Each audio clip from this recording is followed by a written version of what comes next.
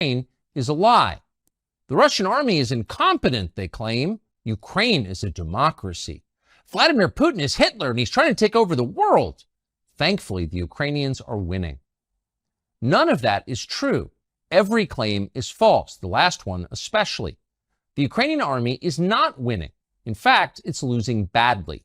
Ukraine is being destroyed. Its population is being slaughtered in lopsided battles with a technologically superior enemy, or scattered by the millions to the rest of the globe as refugees. Ukraine is running out of soldiers. As that happens, the question will inevitably arise, who's going to replace them? If the Ukrainians can't beat Putin, who will? The answer, of course, will be us. American troops will fight the Russian army in Eastern Europe. That's most likely. And the assumption is we'll win. But will we win? Probably not, says former Army Colonel Douglas Macgregor, a decorated combat veteran who advised the Secretary of Defense in the last administration. The U.S., says Macgregor, is on the brink of a catastrophic war that could very easily destroy us. Few Americans seem to understand that, but they should. Doug Macgregor is now the CEO of Our Country, Our Choice, and we sat down with him recently. This conversation is worth hearing. Doug Macgregor, thanks for joining us. How would you assess and describe the state of the war in Ukraine right now? That's an important question, and not enough people have good answers at this point. I think all of the lies that have been told for more than a year and a half about the Ukrainians are winning, the Ukrainian cause is just, the Russians are evil, the Russians are incompetent, all of that is collapsing. And it's collapsing because what's happening on the battlefield is horrific. Ukrainians now, we think, have lost 400,000 men killed in battle. We were talking about 350,000 a few months ago. Within the last month of this supposed counteroffensive, which was to sweep the battlefield, they lost at least 40,000 killed. We don't even know how many people have been wounded, but we know that probably upwards of 40 to 50,000 soldiers are amputees. We know the hospitals are full. And we know that Ukrainian units at the platoon and company level, that's with anywhere from 50 to 150 to 200 men, are in piecemeal fashion surrendering to the Russians. Not because they don't want to fight, it's because they can't fight anymore. They have so many wounded, they can't evacuate them. And commanders are saying, well, if I can't evacuate my wounded, I'm going to surrender because otherwise the wounded will die. And so they call the Russians, and they all speak Russian, and tell them on the radio, look, I've got 50, 60 wounded here. I'm going to surrender because I don't want them to be killed. And the Russians from the very beginning have always treated the Ukrainian soldiers very fairly and very gently. And so they know they're not going to be abused or mistreated. They know they can actually be exchanged for Russian prisoners in the future. So they're surrendering. And I think we're going to see this army that we've been spending so heavily on increasingly melt away. And at the same time as we're talking, if you look at this long banana-shaped strip of territory in southern Ukraine that the Russians control, if you go to the northeastern corner of that, south of this city called Kharkiv, there are major offensive operations taking place there right now. And the Ukrainian forces are being swept away in front of the Russians. And again, all of this happens in a way that is just not reported in the West.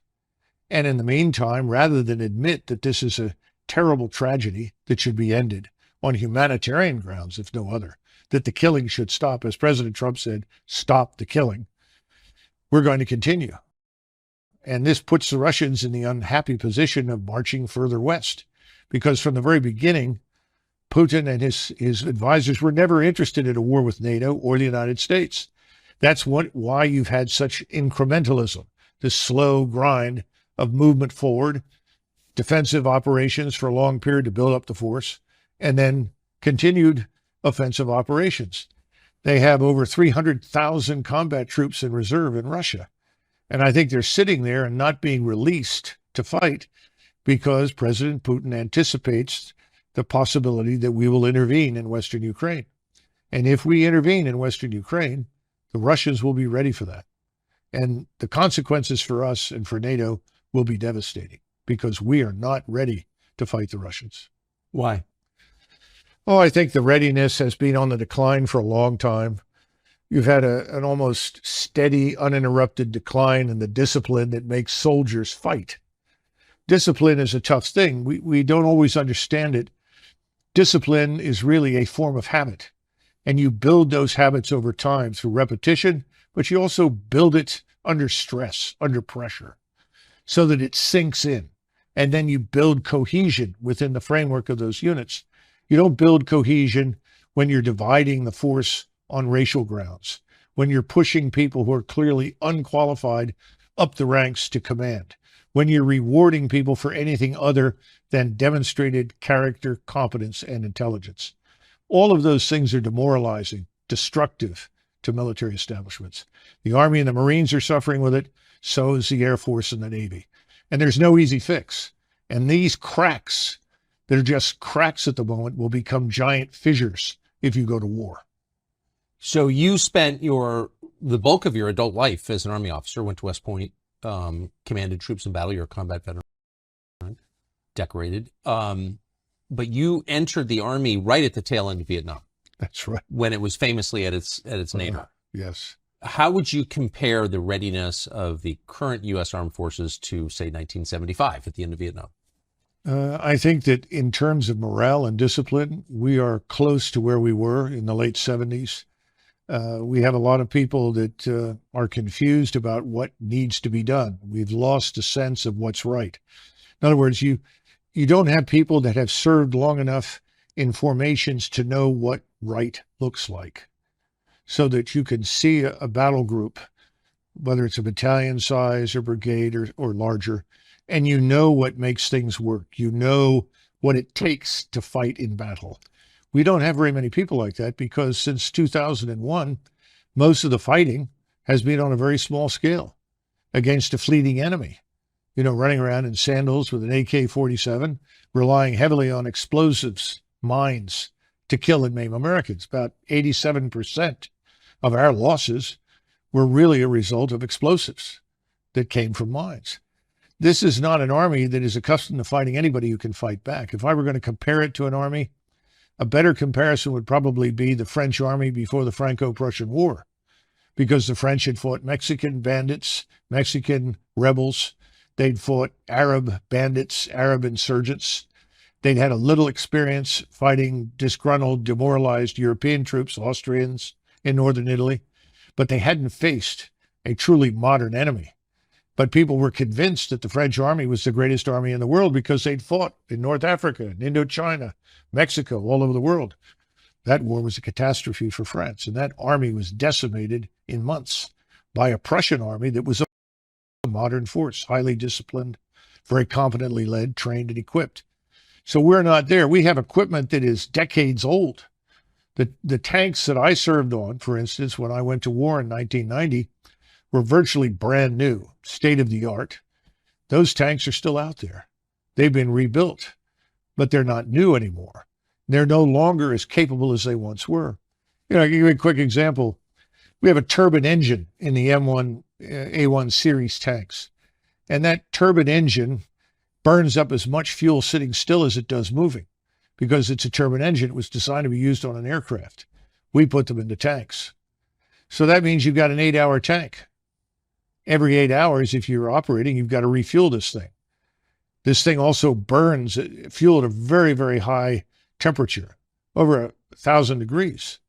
And there are 40 plus connections around the engine that are very brittle, that can easily cause fires if accidentally they touch these little tubes that carry various types of fluid, if they actually touch this engine that's burning so hot. So the engine is so hot that you can track the movement of U.S. Army ground forces with tanks from low Earth orbiting satellites. So if you think you're going to hide or conceal yourself or outpace somebody, you're just a glowing target from space. To this must be added the ridiculousness of not having replaced that engine with a reliable, state-of-the-art diesel-electric engine, which is much cooler, which can go for 24 hours or more without a refuel. And these things are extremely problematic when you go to war, because you have to pull forces back, refuel them, return them to the front. That's not easy to do when you're operating as frequently as every 8 or 6 or 9 hours. They say, well, we put I guess, a generator on there to make up for this when you're sitting still.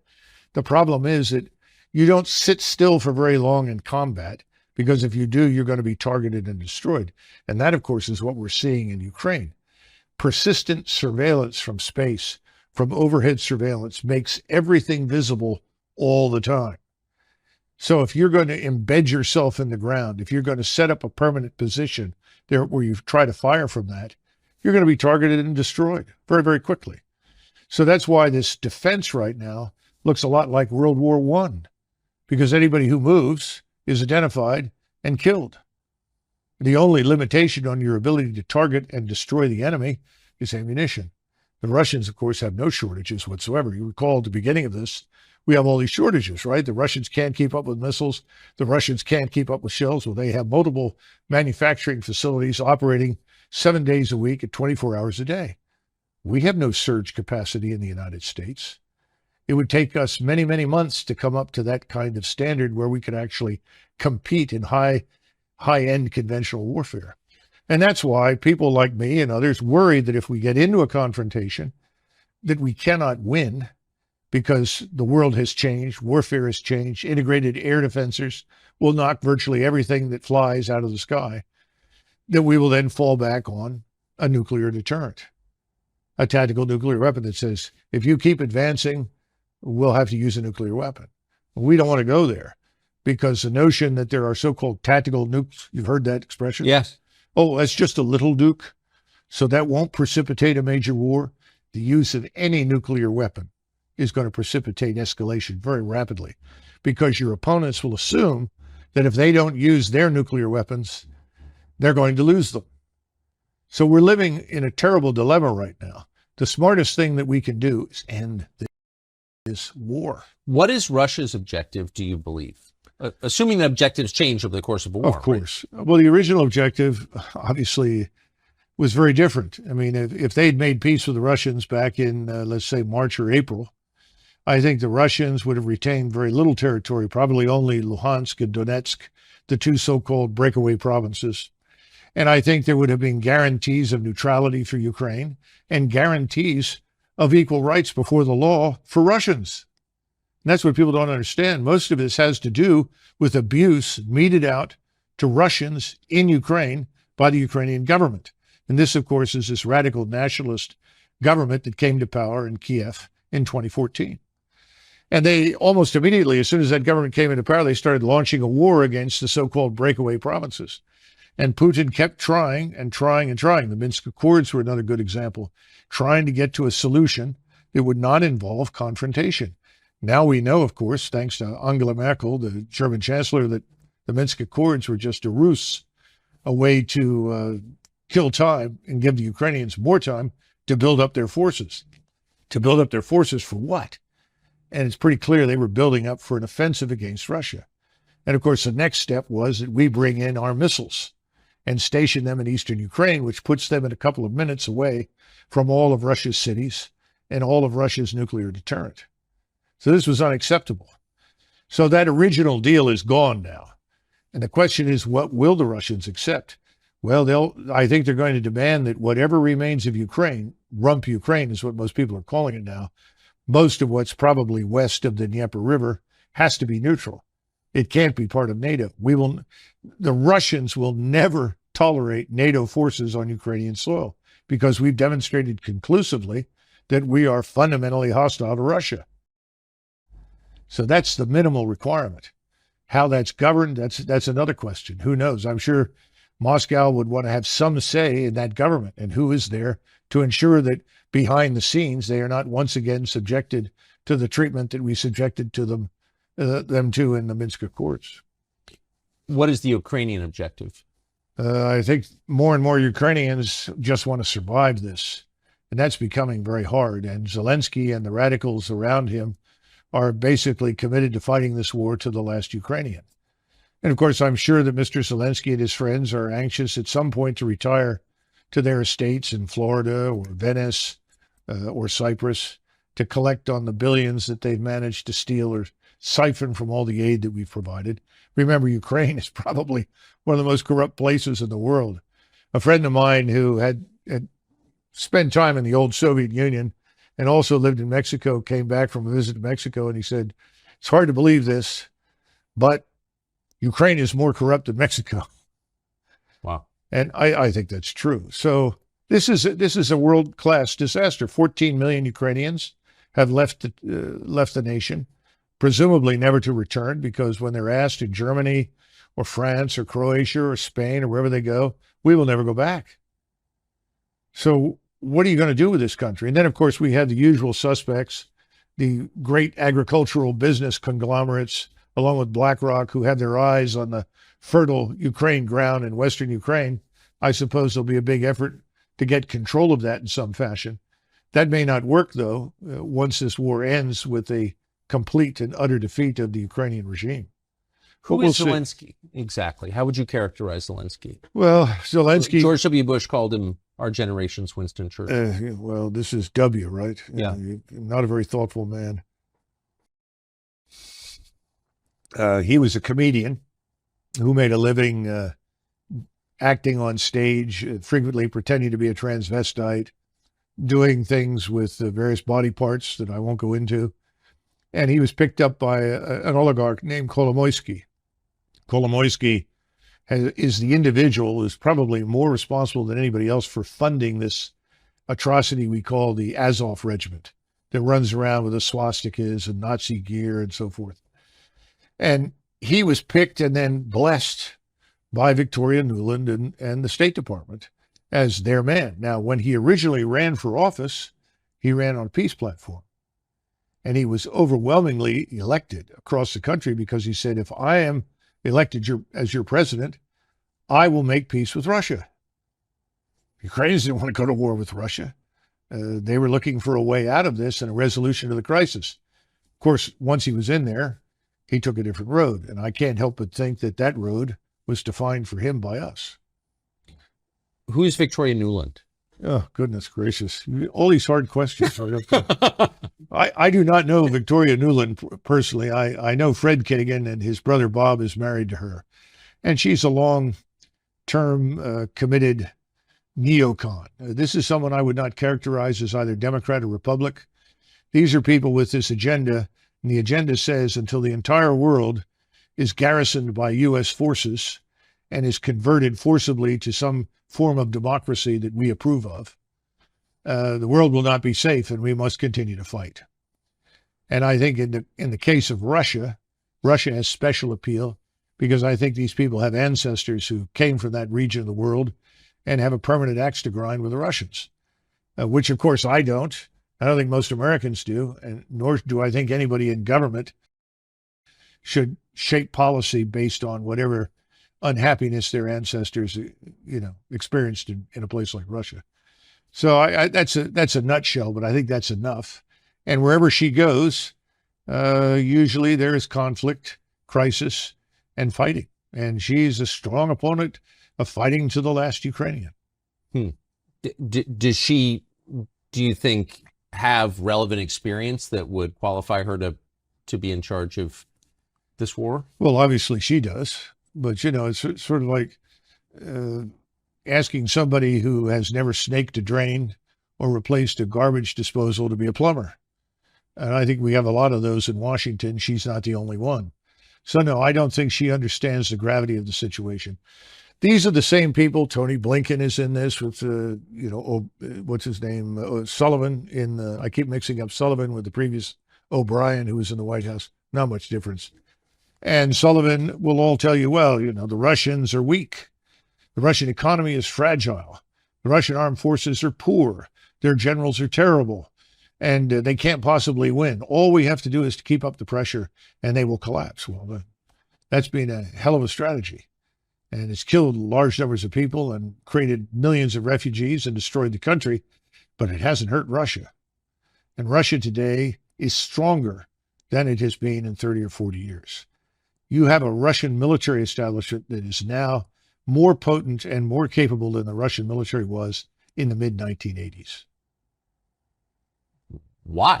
Wars typically, don't they degrade a military force? Well, the Russians have been very, very careful and deliberate, very cautious about the expenditure of life. What do you think the casualty numbers are in Russia? You know, that's a hard one to estimate. I think probably 50,000, 40 to 50,000 killed, maybe another 40 to 50,000 wounded. Wait, total? Yes. As compared to the Ukrainian? 400,000 dead. Yeah. So this is... The ratio is 1 to 5. You believe those numbers are roughly accurate? Yes. Yeah, absolutely. And these are 50,000 to 400,000, that's a larger country, or with a much smaller country with a much smaller military. I mean, that's a grotesque. Oh, it is. And the manpower is leaving Ukraine as quickly as it could get out because people don't want to be thrown into the meat grinder. You can't defeat what the Russians have built. They were the first back in the 1970s to understand the criticality of linking intelligence, surveillance, reconnaissance in space, as well as on land and at sea, with strike weapons. What's a strike weapon? Rockets, missiles, guided artillery for precision. They've done that extremely well. So that's one of the reasons they have thousands of guns, hundreds of rocket launchers, hundreds of ballistic missile launchers, cruise missiles, and so forth. And these are then linked to that ISR. So the response time is almost instantaneous. A Ukrainian formation is located at this spot next to this building on the outskirts of, say, Kharkov. They can have missiles on the way to those targets, or rockets or drones, within the space of perhaps 5, 6, 7 minutes. So this is a very well structured, well-organized machine. And the machine is grinding up everything in front of it. And it's not going to be defeated. What about the space-age military technology that we've been sending to Ukraine? That hasn't brought parity? Well, first of all, a lot of the equipment we send over there is, quite frankly, obsolete. It's very old. It's not new. We've given them a few new items, but not much. And remember what I said about missiles. We sent them some Patriot missiles. And I think at this point in this newest round of money, what, $750 million, something like that, we're sending 33 missiles, Patriot missiles. These are missiles that are used to shoot down aircraft or cruise missiles, incoming opposing forces. Every time you're in air defense, people will tell you if there's a target out there, you shoot 2 missiles at it as a minimum to make sure you get the target. Well, you run out of our missiles in the space of a few days. 33 missiles will be gone in 2 or 3 days. You can't possibly defeat the thousands of projectiles that are being hurled in your direction. And the radars, of course, emit, and so your radars light up and become targets. This is a no-win situation because the Russians, though they were not prepared in February 2022 for this kind of war, they are now. And they're continuing to prepare, which includes continuous mobilization. They're up to 750,000 troops in and around Ukraine. Most of them are on the outskirts, Belarusia, Western Russia, down in southern Ukraine. That number is going to rise over the next year, I would expect, to 1.2 million. And people are reservists being called out of universities. People are being through the military now, working in universities to become engineers, architects, mathematicians, whatever. They're being pulled out, put in uniform, and readied. Because, again, our intransigence, our demonstrated hatred and hostility for Moscow and for Russia has convinced the Russian people, as well as the leadership in Moscow, that they are going to have to fight us and anyone who is allied with us. So they're preparing for that eventuality. That's why it's so important that we have to wake up, understand what we've done has backfired. Whatever we set out to achieve has failed. What we need to do now is stop this and come to a settlement that we may not like, but it needs to happen, and soon, before this thing is out of control. Eventually, you keep this up within the next 6, 8 months, you'll see hundreds of thousands of Russian troops on the Polish border. That is not what we set out to achieve. No, it's a terrifying disaster. At what cost do you think to the United States? The latest estimates since 2001 spending, including the spending in Ukraine, all the military spending designed to support these interventions, conflicts, wars, whatever you want to call them, about $14 trillion. Now, that 14 trillion is largely debt financed. So then you have to move from the 14 trillion to where we stand now in national sovereign debt, which of course I know the economic luminaries think is meaningless. But you have 130 million workers. And you look at those figures and suddenly you realize that every adult male or woman in the United States who works for a living has a debt hanging over them of roughly $240,000 in order to deal with what the 14 trillion have added to the national sovereign debt. And this is part of the issue that people are walking away from this war for good reasons. Look, the average American earns about $31,000 a year. That's it. The average American pays about $16,600 a year. Now, the people in Congress, this doesn't affect them, or in the Hill or inside the Beltway. We're talking about the real Americans who live out there who are scratching out a living.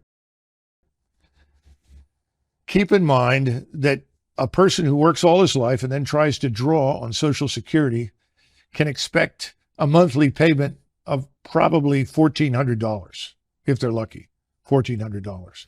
We hand every alleged asylum seeker, illegal migrant pouring into the border in Texas or wherever else, we hand them when they get there $2,200.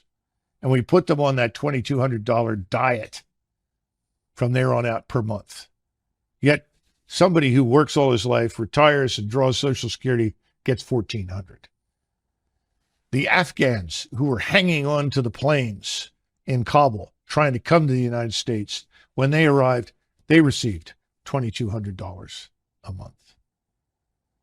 Now, if you can make sense out of this, please try, because I don't think most Americans can make sense out of this at all.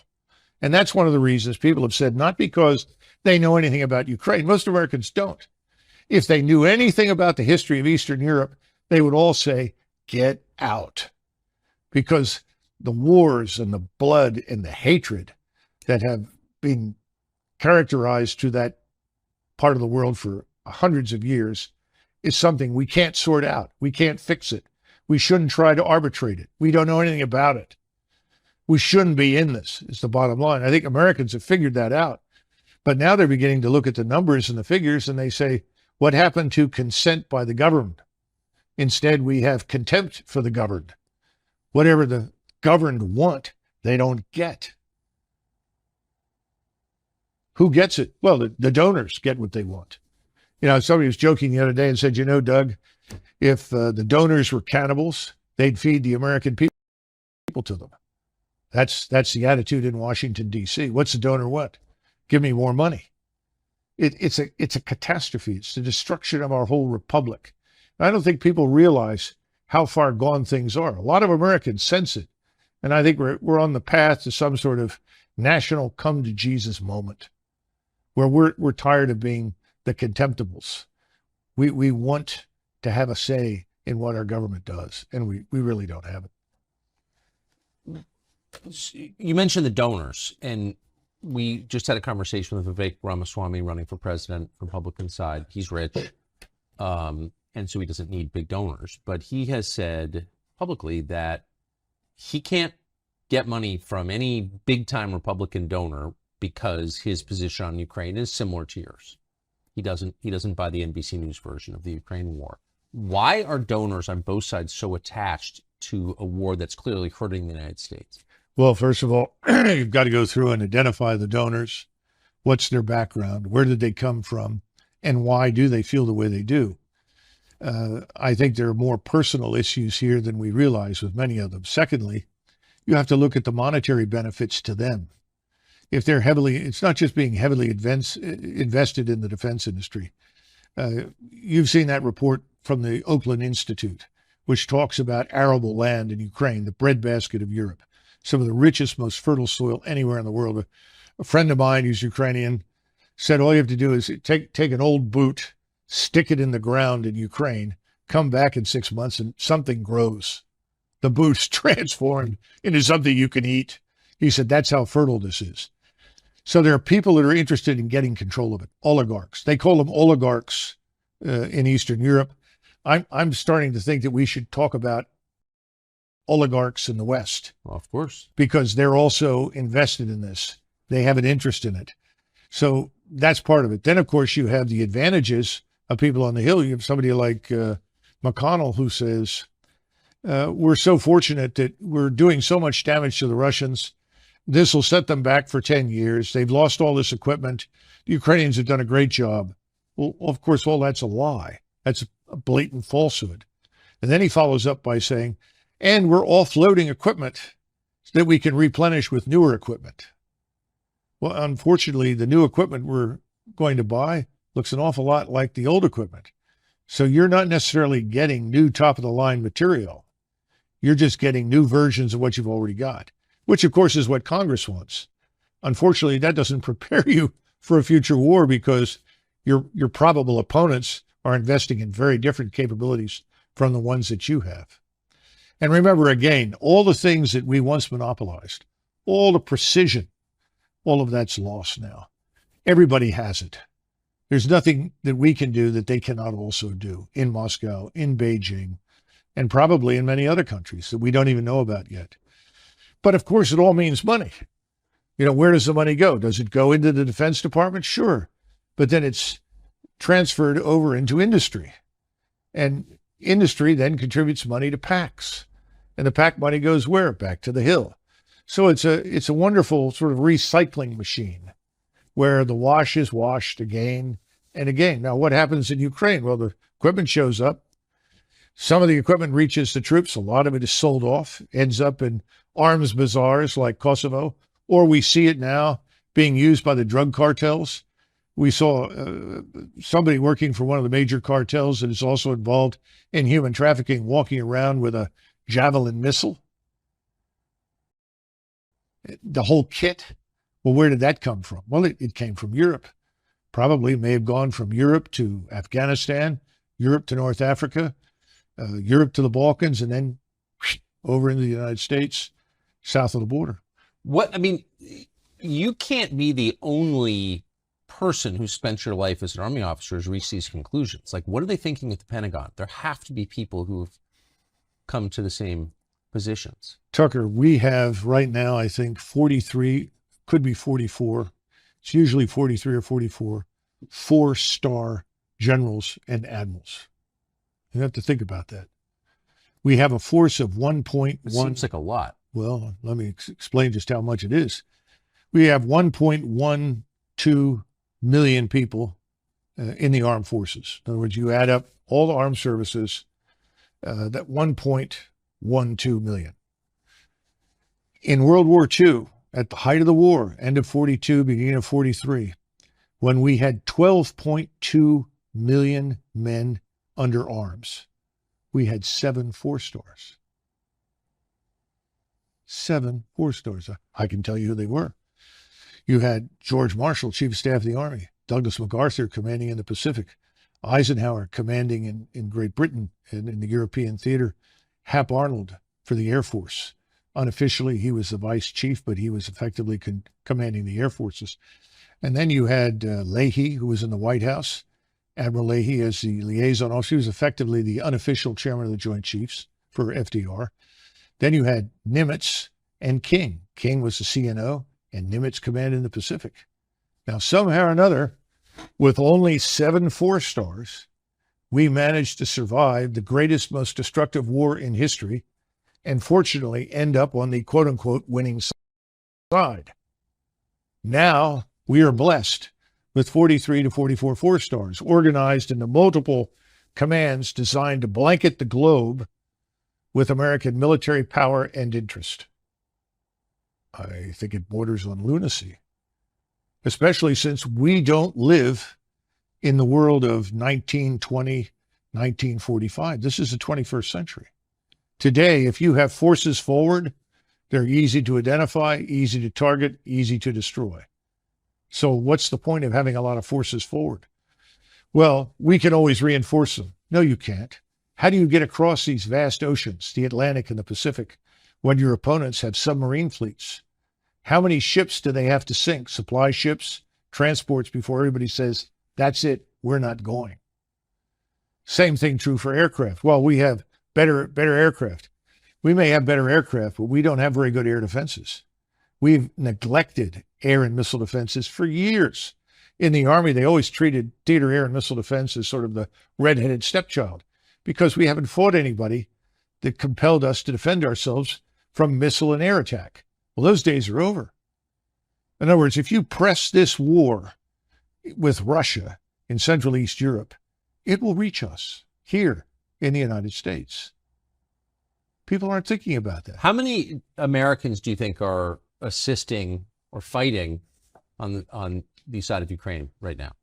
Well, I don't know, but I imagine it must be hundreds, because the President of the United States, as you know, has authorized combat pay for Americans in uniform in Ukraine. Now, didn't specifically say uniform, just said Americans serving in Ukraine. So I imagine large numbers are in other uniforms, not necessarily American. Some may be assisting contractors or working with them, but a substantial number. And again, thus far, the Russians have been very careful about not necessarily targeting them. And it would be a mistake to assume that the Russians don't know where they are. And the latest strikes that we've had over the last couple of months have been all the way out on the border with Romania, the border with Poland, the border with Moldova. Precision strikes, Kinshal missiles carrying 1,000-pound warheads. Great accuracy, very destructive. Why? The Russians are sending a message. If you think you're going to hide from us if you come in here, you're not going to do that.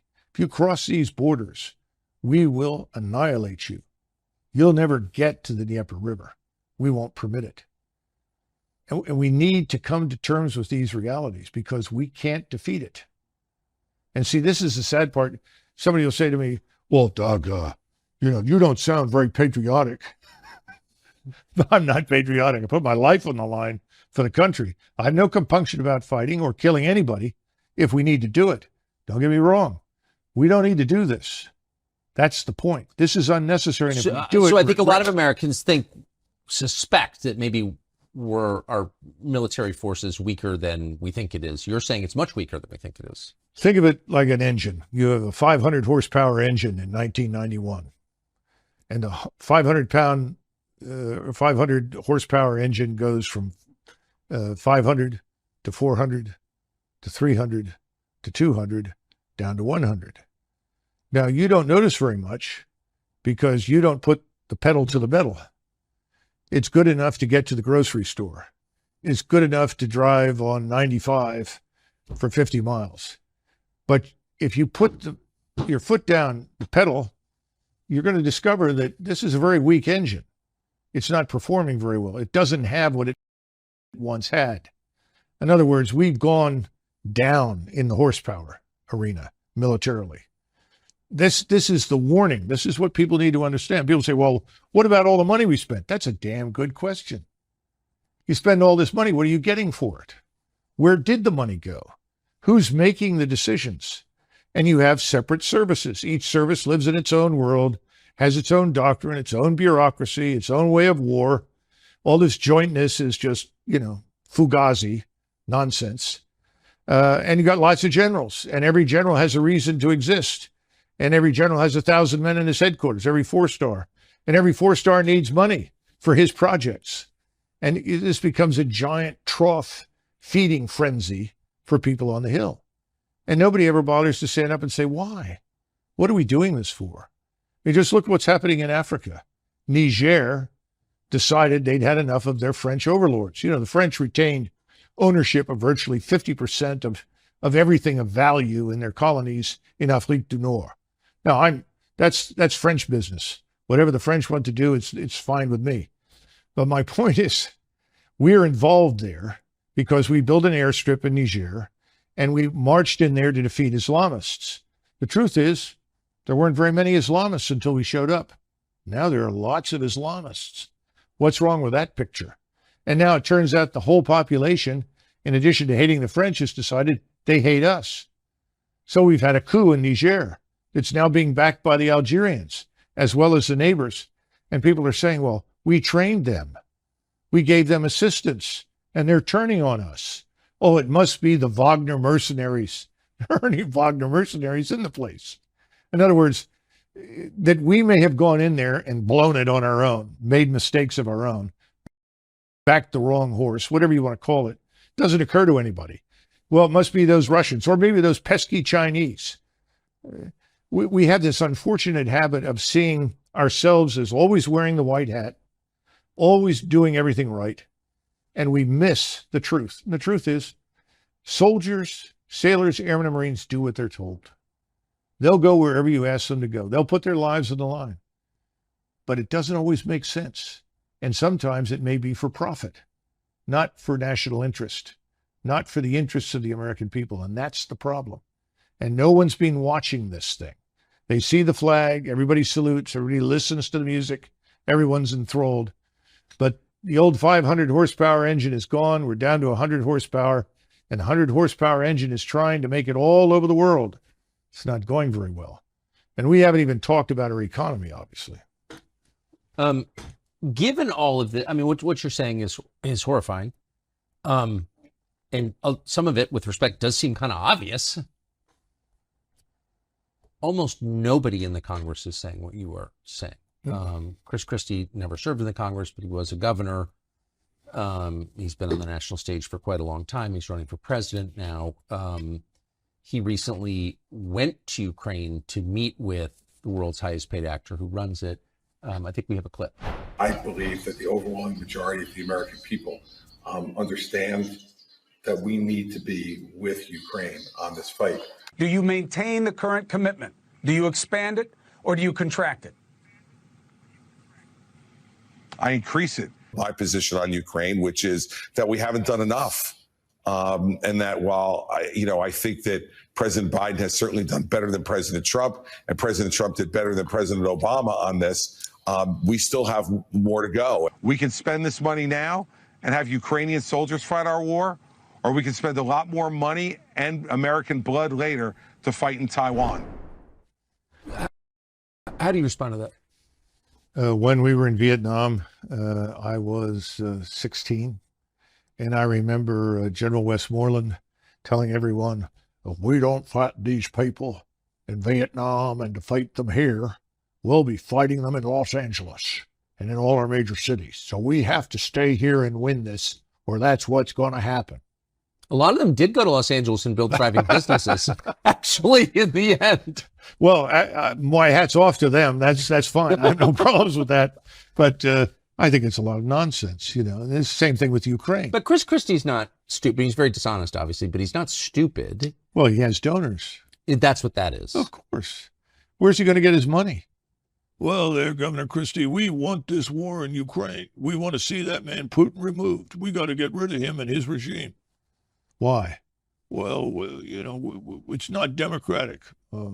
Most of the world is not democratic. There are a lot of people that don't think we're very democratic anymore. We're not. So who are we kidding? I think Americans are waking up. And Christie is probably there for name recognition and more money, but I don't see him winning anything. No. But he does, I mean, in a blusterier way, he's expressing the same thing that the rest of them, Nikki Haley and all the rest, are saying. Doesn't this also divert attention from far more serious matters here at home? It really does. What does it cost Christie to say, we have to beat those Russians? Nothing. It doesn't cost him anything. It costs the country a great deal in terms of money, prestige. What Fitch just downgraded our credit worthiness one more time. And people say, oh, it's not a problem. The bond yields are on their way up and prices are on their way down. When is the Treasury bond fire sale going to happen? When do banks offload these Treasury bonds that they bought when they were at zero interest because they're now worthless? What's going to happen in China, in Japan, in Saudi Arabia, where they have lots of bonds? I mean, we're fragile. We're vulnerable. Nobody even mentions it because nobody wants to fess up and tell the truth. We've overreached. We're running on fumes. What about this economy? What are we building? What are we producing?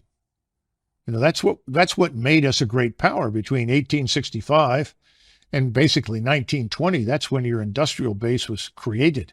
That's when you had people like Edison and Tesla, Rockefeller, all these people. They were tough and they were intelligent and they were effective. The only person I see out there now who's remotely like that is Musk. He's building something. He's creating something. When you do that, you create employment. I don't see that happening. High-tech startups? What the hell are they? What are they doing for us? A new app on your phone? We've got to wake up and say, oh, well, AI. AI is better algorithms. Better algorithms do not replace human beings, and they don't necessarily create opportunity for people to work. We've got to think this thing through very carefully. We haven't done that. What about our energy sector? Oil, gas, we've killed it. We have half the refineries we once had? California had something in the neighborhood of 43 or 44 refineries. They're down to 23. How long before suddenly we're in another energy crisis and we need to rapidly refine fuel? Can we do it? Well, the answer is it's going to be tough. The same thing applies to Raytheon. We want 200 missiles and we want them now. Well, we have no surge capacity. There's no excess capacity built into anything. What are we going to do with this scientific industrial base? What about our agricultural sector? What are we doing for that? High-end manufacturing is dead. We need to repatriate lots of industries. That's what President Trump talked about. We absolutely need to do that. People say, well, we want free trade. Well, I'm 100% for free trade as long as it doesn't kill us. But if it kills us, then I'm for protection. I think we need to understand how we got where we are today. I don't see anybody talking about that. And I think Americans are beginning to turn these people off. Democrats, Republicans, it's the uniparty. Who are we kidding? What are they doing for us? The swamp gets bigger and richer. The rest of the country gets poorer. I don't see any good outcome right now from any of these candidates. Perhaps I'm too harsh, but that's the way I feel. Last question, and it's more a piece of tape that I want to get you to respond to, but I think it's come to a lot of people's attention. This is just so perfect that one of the spokesmen for the Ukrainian military is an American guy, leftist, dressed up like a woman, who's now wearing a Ukrainian army uniform and talking about killing Putin. Watch this. If you look at Putin's mouth, you'll notice that blood drips from it. He's a vampire, carrying out genocide against both Ukrainians and Russians alike. Vlad Putin bathes in the blood of innocent children and enjoys it. And this is why the dictator of the Russian Federation must be deposed, and why peace talks have to be focused on President Zelensky's 10-point peace formula and the full liberation of Ukraine. There's something so perfect about that, the convergence of every ugly anti-human trend in modern. Is that a transgender person? That's a guy with fake breasts. Yeah, yes. Yeah, that's interesting. Well, I think everything else is fake too. We estimate that at least 60,000 children from Ukraine have disappeared, vanished since this war began. Where are they? What about all of the women that have been sold into prostitution that once lived in Ukraine? This war is a catastrophe. The people bathing in blood are in Kiev and Washington, not in Moscow. And this sort of thing is going to play well until it can't. And that's the sad part. We're going to see this whole thing collapse and implode. It's coming. And with it, NATO? I would think so, because the Europeans right now, Germany is well into a recession. It has systematically deindustrialized itself by casting its lot with the anti-Russian crowd. And remember that in Europe, it was not very difficult to supply stereotypes left over from the Second World War of the Soviet armed forces. The Soviet army was, an exercise in barbarism and savagery, mass rape, you name it. It was Totally. terrible. That's not Russia today. Russia today is a very different society, very different state. And that's been Putin's effort from day one. He's been interested in restoring Russia as an Orthodox Christian state with a true national identity and a strong national culture. That's probably another reason why so many people want to destroy Russia, because it's the last European state that has not been flooded with foreigners and turned into some sort of polyglot experiment, which is failing badly, by the way, because at some point, all of these unwanted people in Europe, and for that matter, here as well, I suspect, when things fall apart economically, it's going to get very hard on them. Because people are going to look around and they go through this, well, wait a minute, I'm an American. Who are you? What are you doing here? Why are you living that way? Why are you being subsidized? I'm a German. You know, you don't belong here. You need to go home. I'm getting $1,400 a month in retirement that I paid into my entire life, and you just show up from Congo and you're getting $2,200. Well, here's another one. The president announced yesterday on one of these tweets, somebody tweets for him, obviously, that the people that have lost everything in Hawaii, thousands of them lost everything, are going to receive a one-time payment of $700. Now, I haven't been to Hawaii in a long time. I'm not even sure I've ever been there, but I know that $700 isn't going to take care of a family for very long. No. But in the meantime, hundreds of millions, billions of dollars continue to flow into this black hole called Ukraine, which I think is an exercise in fraud, deceit, and criminality, to be blunt. So when's it going to stop? When are we going to take care of Hawaii? Let's go back to Ohio, where we had the derailment and the chemical spill. 4,000 human beings living in this area. The water is still not fit to drink, as I understand it. We wouldn't even invest the money to move those people to a safer area, even if it meant temporary housing or permanent housing, until this thing was cleaned up. What have we done? This is the problem. It is America last on every level. The last people who are consulted, the last people who are benefiting from anything that goes on in Washington are Americans. This cannot go on. It's got to end. And I think it will end. But unfortunately, it's like everything else. We're going to have to be pushed over the cliff into the abyss. I think that's where we're headed. Well, on that cheerful note, retired Colonel Douglas Macgregor. Exchange FTX is, even if you're not interested in cryptocurrency, a history-changing event. It may turn out to be the biggest single-day loss of assets in the history of money. Billions of dollars evaporated in just moments, and it's still not clear what happened to a lot of that money. It just disappeared. And as it did, it sparked a growing financial crisis across entire sectors of the economy, a disaster that quite possibly could get very worse very soon. But the story of the FTX implosion is bigger even than the global recession it may cause. It is the story of the complete and utter corruption of the people who run our country. The very people who should have been covering and regulating and reining in FTX and its 30-year-old founder, Sam Bankman-Fried, were instead profiting from the scam. Not just a few of them, nearly all of them. From the news media, paid off by Sam Bankman-Fried, to the leadership of the Democratic Party, also paid off by Sam Bankman-Fried, to the chairman of the Securities and Exchange Commission, the SEC commissioner himself, Gary Gensler. They all knew that FTX was not a real company and that Sam Bankman-Fried was a fraud. And if they didn't know that, they certainly should have known that, because it was very obvious to anyone who bothered to pay attention. One of the few who did pay attention was a short seller called Mark Cohodes, who took one look at Sam Bankman-Fried, SBF for short, and recognized here is a con artist, obviously. Watch this tape, which aired on Hedge Eye TV, a small investment advice channel, back in October. When anyone tries to pin SBF down on where he made his money, you can't get a cogent answer. Then you take into account that SBF is bailing out known Ponzi's and frauds in the crypto space. Everyone who's gone bankrupt or is a proven fraud. But nothing here fits. Everything reads like this thing is a complete scam. And I think this thing is dirty and rotten to the core. So if that guy on a small audience investment channel could tell that Sam Bankman-Fried was a fraud, where was Gary Gensler of the SEC?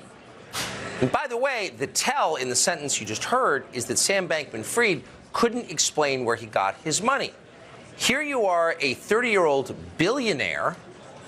How'd you do that? If you can't tell us, then maybe that's a red flag, and you would think most investors would have recognized it. But for the most part, they didn't. Nor do they seem to notice the obvious incompetence of Sam Bankman-Fried's business partner / girlfriend, Caroline Ellison. Ellison was totally and obviously unqualified for the job she claimed to have.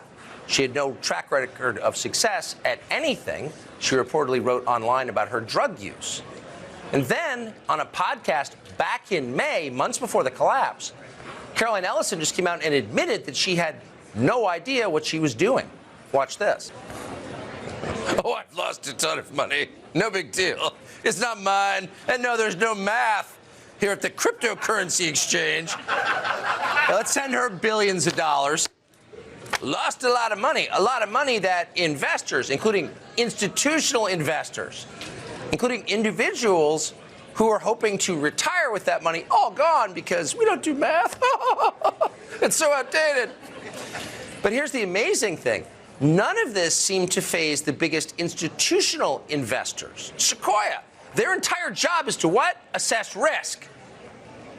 But it wasn't really about risk and reward. It was about something else. Earlier this year, Michael Grimes, a former spokesman for Bill Clinton, who seemed to be making an awful lot of money somehow in the financial world, approached Elon Musk, the world's richest man, with an investment offer on behalf of SBS. Sam Bankman-Fried wants you to invest. Now, Elon Musk didn't get to be the richest man on the planet by investing in things like that, so he apparently smelled BS and turned Grimes down. But in their exchange, which has since become public, Grimes multiple times told Musk that, by the way, Sam Bankman-Fried is a huge donor to the Democratic Party. Quote, major Democratic donor, Grimes wrote to Musk, second to Bloomberg in donations to Biden campaign. What does that have to do with the investment? It should be irrelevant, but that was the substance of the pitch. What is this exactly? Doesn't quite sound like a business. It sounds like a hybrid of some kind, and not in a reassuring way. Now, some of this was happening in secret, but a lot of it was happening right out in public, right in front of the news media.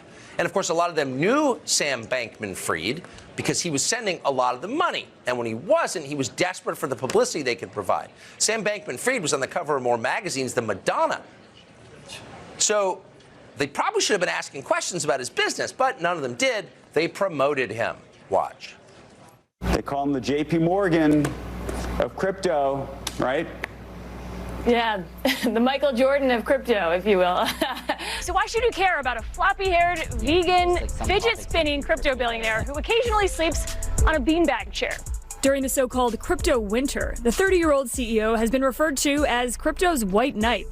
JP Morgan of this generation, Sam Bankman-Fried's FTX. Is he the Jay Gould of our era, or is he the JP Morgan of our era? I think it's yet to be determined. Yet to be determined. Is he Vanderbilt? He could be. Is he Harriman? Possibly. Is he the Credit Mobilier scandal? Is he Carnegie? If he gives a lot of libraries, he is. He's the JP Morgan of finance, of crypto. He's the Michael Jordan of crypto. But wait a second. Michael Jordan's not in crypto. He played basketball. Well, Sam Bankman-Fried's not really in crypto either. How are we all getting rich? Who knows? Don't ask questions. He's the JP Morgan. He'll be a trillionaire. So why were all these people pushing a scam that any normal person, even a person with no background in finance and just sort of a elementary understanding of profit-loss equations, could have seen was probably going to collapse in the end? Now, we're not sure. Stupidity clearly plays a role. So does the herd instinct. So all we can ask really is, who is benefiting from all of this? Well, we know that the Democratic Party benefited. As we told you, Sam Bankman-Fried donated $40 million to Democrats this cycle. That's more than any other donor apart from Soros. Then he pledged another $1 billion for the next election, $1 billion in one election, because that's democracy. He wasn't doing this in private. He was bragging about it. And then he was going on in public about how politicians, Democratic politicians, were begging him for money. Watch this. So how do you find political fundraisers? They come to you directly? Is it easy to get to you and say, we need this money for this candidate? And what type of candidates do you tend to support? Oh yeah, well if I pulled out my phone here and just looked at my last 10 text messages, about half of them are going to be people asking for, politicians asking for contributions. So why were you telling us this in public? And by the way, if you're shaking like a naked man in a snowstorm in the middle of an interview, maybe there's something wrong with you. Send that boy another $1 billion. So how substantial are we overstating this? We're making a partisan point. So things collapsed. It was clearly a Ponzi. Are we trying to attack the Democratic Party now? No, it's actually justified. This guy was a major donor. According to the head of Citadel, defeating Donald Trump was literally on the balance sheet of FTX. Watch this. FTX crosses into a zone that all of us are worried about. On the balance sheet of FTX is a line called Trump lose. And Sam was the second biggest donor to Democratic candidates. I'm going to leave it to everybody else to draw their own conclusions about what you're saying here. Then the reporter says, we're out of time. We can't go too deeply into that. Really? Let's go more deeply into it. It's pretty interesting. So, of course, politicians love the guy because he was just a cash spigot, and that's what they want most. But where were the regulators? Because there is a government that's supposed to be independent of office holders, a regulatory state that keeps Ponzi's from happening. Where were they? Well, Sam Bankman-Fried was himself invited to Washington to consult on crypto regulations. And then he posed for a picture with Maxine Waters, who's the head financial regulator in the Congress. And then the Washington Post, which is the hometown newspaper of government, did no reporting on his actual business. They just wrote a puff piece about how cool is it that the guy with funky hair who can't sit still and sleeps on a beanbag is getting super rich. How did he pull this scam? How did he do that? Well, he did it with religion. That's the quickest way to blind people. If they think you share a common faith, maybe they'll ignore it. And that religion is effective altruism. There are a lot of effective altruists. Maybe you haven't heard of that. It is a kind of religious movement. It's very popular in the tech world and the finance world, throughout Silicon Valley and parts of New York. The idea is that you make money not because you're greedy, not because you have a bottomless pit inside you of need that can never be filled, but because you want to help other people, and you want to help them in the most efficient way. You want to benefit the greatest numbers of people in the most efficient way. So that means effective altruists get to underpay their housekeepers. They get to stiff the waiter on the tip, and of course they needless to say they do. But that's okay because they're deeply concerned about abstract tragedies like global warming. So if nothing else, effective altruism gives you a moral cover as you rip off investors in order to live tax-free in splendor in some beachfront paradise, as Sam Bankman-Fried did and to this day continues to do.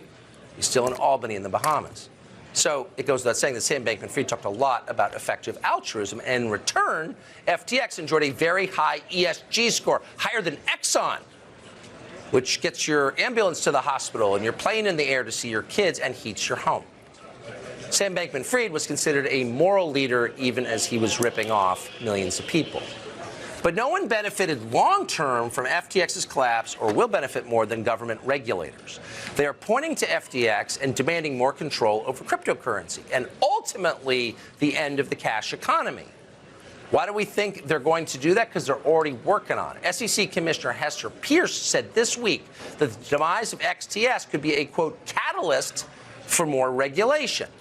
So why should you worry about that? Well, because as we saw in Canada last year, crypto is a huge problem for governments. Governments can't control, ideally, cryptocurrency. You can't freeze someone's personal cold wallet with crypto in it if you don't like what they say. So what does this have to do with the collapse of FTX? Well, it turns out that Sam Bankman-Fried's girlfriend, Caroline Ellison, has a lot of connections to regulators. In fact, the biggest regulator of all in this country. Her father, Glenn, is an MIT professor who worked at that university alongside, drumroll please, Gary Gensler, the head of the SEC, which is in charge of cryptocurrency regulation. FTX's general counsel used to work with Gensler on the Commodities Future Trading Commission.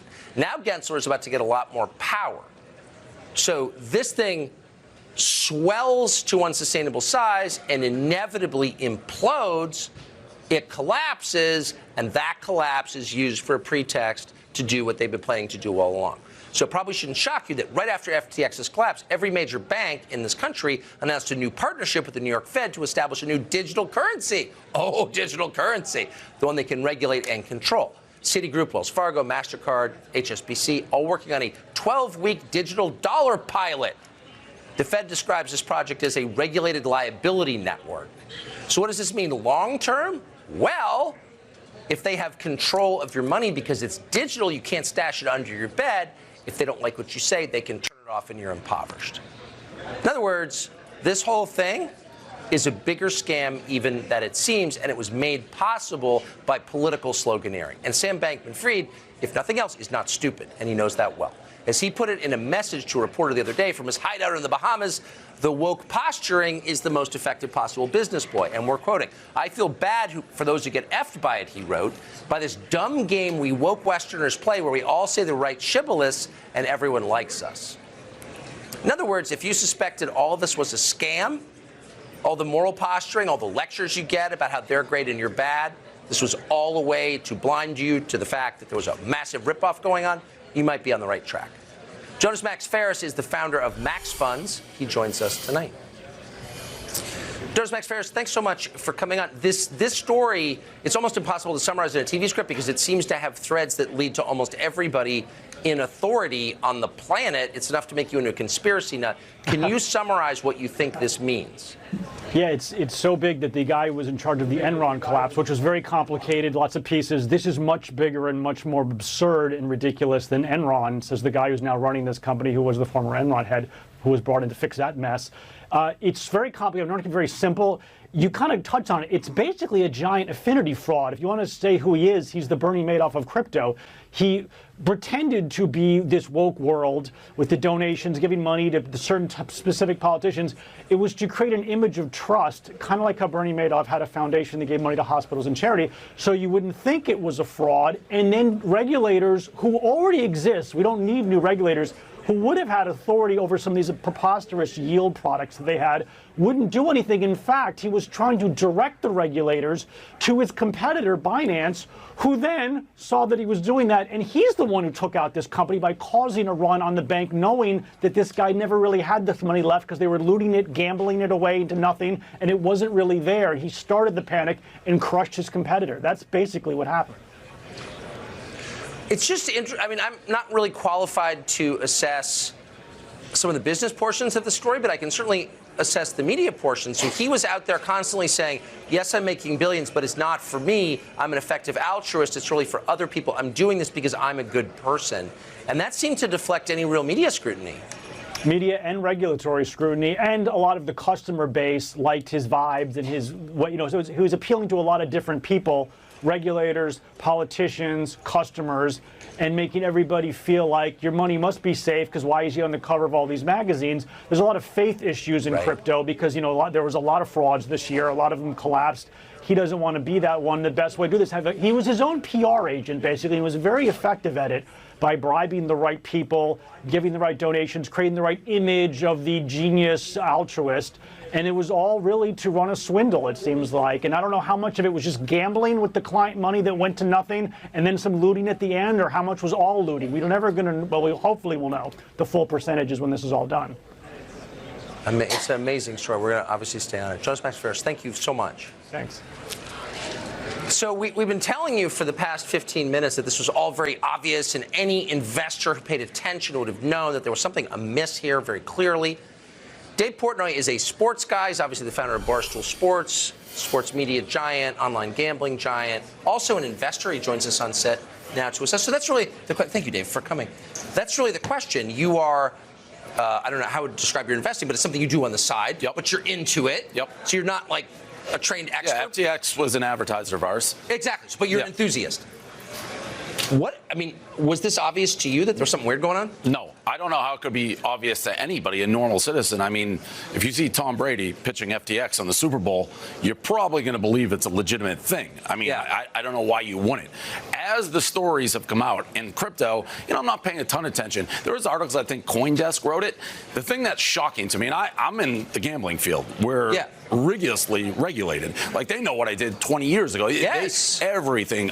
If I do one thing weird, I hear about it. There's companies writing articles. We knew this guy was in the Bahamas. Why? Because it's unregulated, living in basically a Paul and Morris penthouse with like 20 people who were all having sex with each other, running this, and it was well known. I mean, if somebody did that in the United States, and meanwhile, he's cavorting with politicians at the highest level of government, the fact he wasn't investigated, to me, just shows what a lot of this country is all about. People are just trying to make money. They're being dishonest. They're saying the right things to make money, and he's lining everybody's pockets. It wasn't obvious to me. But if you're meeting with Gensler and you're meeting with politicians, I don't know how in a million years they didn't know that. It was pretty obvious. It wasn't a welcome. I mean, I wasn't looking for it, but once you start going back, it's like, holy cow, how did they not know this? Again, contrast that with like what I go through because people don't like me, and it's night and day. I mean, it really is quite stark. So, no, not a normal person who is investing would ever know. Steph Curry, Tom Brady, it's the Miami Arena down here is FTX. A normal person got taken advantage of, basically. Right. And where's the government? For example, an offshore casino, they can't advertise in the Super Bowl. We can't take money from them. That's all illegal. Why was FTX legal? Why could they advertise? Who's regulating that? That, to me, is where the real big problem is. It's because the guy is spending millions and millions and millions of dollars to grease the right wheels. It also seems like now that it's failed in this spectacular way, that failure will be used as a justification for massive regulation. 100%. And you mentioned it. He was the guy supposedly helping craft the regulation for future crypto, which is insane. Are you looking at his background at all to do that? It will be, because what you said, money wants to control the money. And if you do crypto right, I think in the long term, this will be good for Bitcoin, but it's hard to control. So I think a lot of people, politicians, whatever, looked at this guy, hey, if we partner up with him, we can make sure we have our hands in the pie and kind of control what's going on. Also, side note, these politicians who are deleting the photos with them, that's like the dumbest thing I've ever seen. What do you think? People don't know you took a photo with them? You delete them? It's out there. You could argue. How hard is it to control photos once they're on the internet, Dave? They're gone. I mean, they are gone. Listen, nobody knows more than me. Trust me. But that's part of it. I looked at what this guy was doing. It's like, I can't walk down the street if I hold a girl's hand. It's a story. What's Dave doing? This guy's. It's like a X-rated movie out in the Bahamas, and nobody cared. It's like, what are you doing? And I don't care about Judge, but nobody looked into it. They're just looking the other way, taking pictures, taking his money. He's, like you said, the number 2 donor for the Democrats. Not one word, not one peep. And to be honest, if this didn't fall apart, if the Binance guy, who's a savage, didn't do this rumor and probably create the run, nobody would ever know. He'd be the altruistic guy. Nobody's altruistic. All the crap everybody says, whether you're a politician, is for power, money most of the time. People want to get rich, and I trust the guys, weirdly like me, it is me. I want to make money. I want to spend money. I want to have a great life. This guy, I want to make money, give it away. No, you weren't. He took a loan for himself. He was paying for the penthouse through the company money. He was doing whatever he wanted, and nobody took 2 seconds to look. I talked to him, by the way, when they advertised. He was always a weird guy. Like, this charm and all that stuff, no way. He was the least charming guy I've ever spoken. No, there wasn't like, oh my God, this guy's some sort of genius. Maybe he arbitraged with an MIT degree to make some money, but he wasn't some charming guy who charmed the pants off people. He couldn't charm anybody. You know how he charmed them? With his wallet, money, donations, and they looked the other way. There is no other explanation for that. I'm far more charming in a one-on-one sit-down than he is, and you know what? I end up at the blunt end of a hit piece every 2 weeks. That's because I'm not writing checks. Do you think, I guess it's unknowable, but just having watched this for a while, will we ever really get to the bottom of what happened? No. Listen, they say that he had this research firm, they loaned all the money, and then the Binance guy, CZ Binance, whatever his name, they were competitors. And it's all crypto, some of it's magic, but I don't know that we'll truly know what happened because there's a lot of big players who probably lost a lot of money. I mean, the bankruptcy today, what they released is crazy, what they were spending money on. But who knows? I never think we'll know anything. I don't want to be some conspiracy theory when there's big money involved. I never think I'm getting a straight shake. Like, I mean, honestly, how can Gensler sit down with a guy who is living in a penthouse in the Bahamas with 15 people who are all having sex with each other, spending money on everything, and he's like, yeah, we're going to write the legislation with you. I mean, honestly, how is that possible? I can't tie my shoe. This guy's doing that and getting away with it. It's like, come on to the White House. Let's sit down and, make some legislation. It's insane. You need to spread some donations around, Dave Portnoy. That's call Maxine Waters and fund your next campaign. Dave Portnoy, what a great explanation. Thank you very much. So it's Nancy Pelosi Day. Her dominion over the House of Representatives has come to an end, and we're going to mark the occasion with a special tribute. One major city giving away $1,200 a month. Do you qualify for this stipend? Well, it all depends what kind of clothes you wear. We'll be back from Hollywood, Florida in just a minute.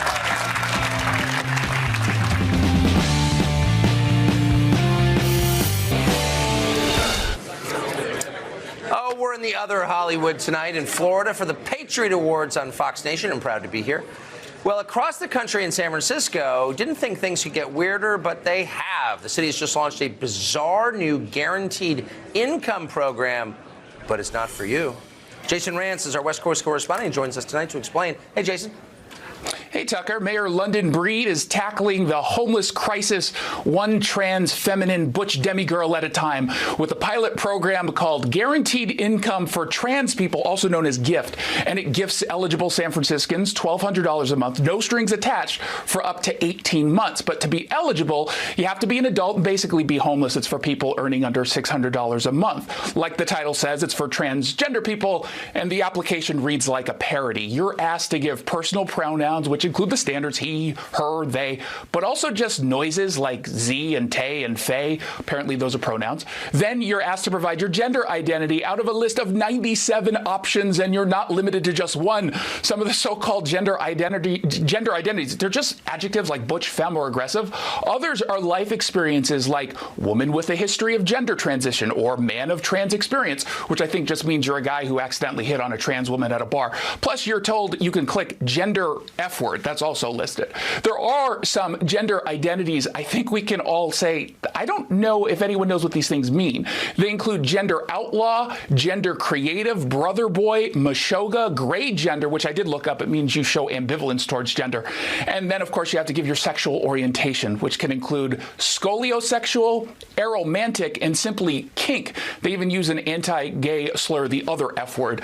The more marginalized you are, the higher the likelihood you are of getting chosen for this. They ask if you're a sex worker or a migrant worker, and of course they ask you about your race. In addition to the monthly income, you get gender inclusive care and case management. Applications open this past Tuesday. If anyone's interested, you can apply online through December 15th. I hear if you identify as Two-Spirit, you get double the monthly income, so we'll see. No one thinks this is funny except you and me. It's like, I don't know. Jason Rance. It's insane. So the details are the best. You're a detail man. We appreciate it. Thank you. Thank you. So Republicans, we learned last night, will control the House of Representatives come January, and that means that 82-year-old Nancy Pelosi will not be the Speaker of the House anymore, no longer third from the presidency. Today she announced she will not seek a new leadership role in the new Congress. America, thank you very much. With great confidence in our caucus, I will not seek re-election to Democratic leadership in the next Congress. For me, the hours come for a new generation to lead the Democratic caucus that I so deeply respect. And I'm grateful that so many are ready and willing to shoulder this awesome responsibility. Well, obviously this moment calls for a Pelosi tribute. We could have gone hours. We have that much tape, but we got it down to just a few moments. Here are just a few of her greatest hits. To be clear, you're not taking any arrows out of your quiver. You're not ruling anything out. Good morning. Sunday morning. And as a Catholic, I resent your using the word hate in a sentence that addresses me. I don't hate anyone. I was raised in a way that is a heart full of love, and always prayed for the president. With all due respect, and you know we've known each other a long time, you really don't know what you're talking about.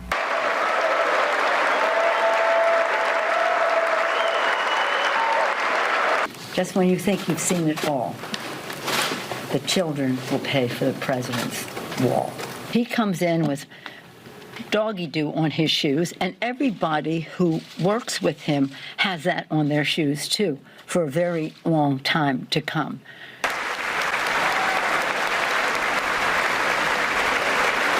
Ireland's sorrow and pain is now the Ukraine, and St. Patrick's name is now Zelensky.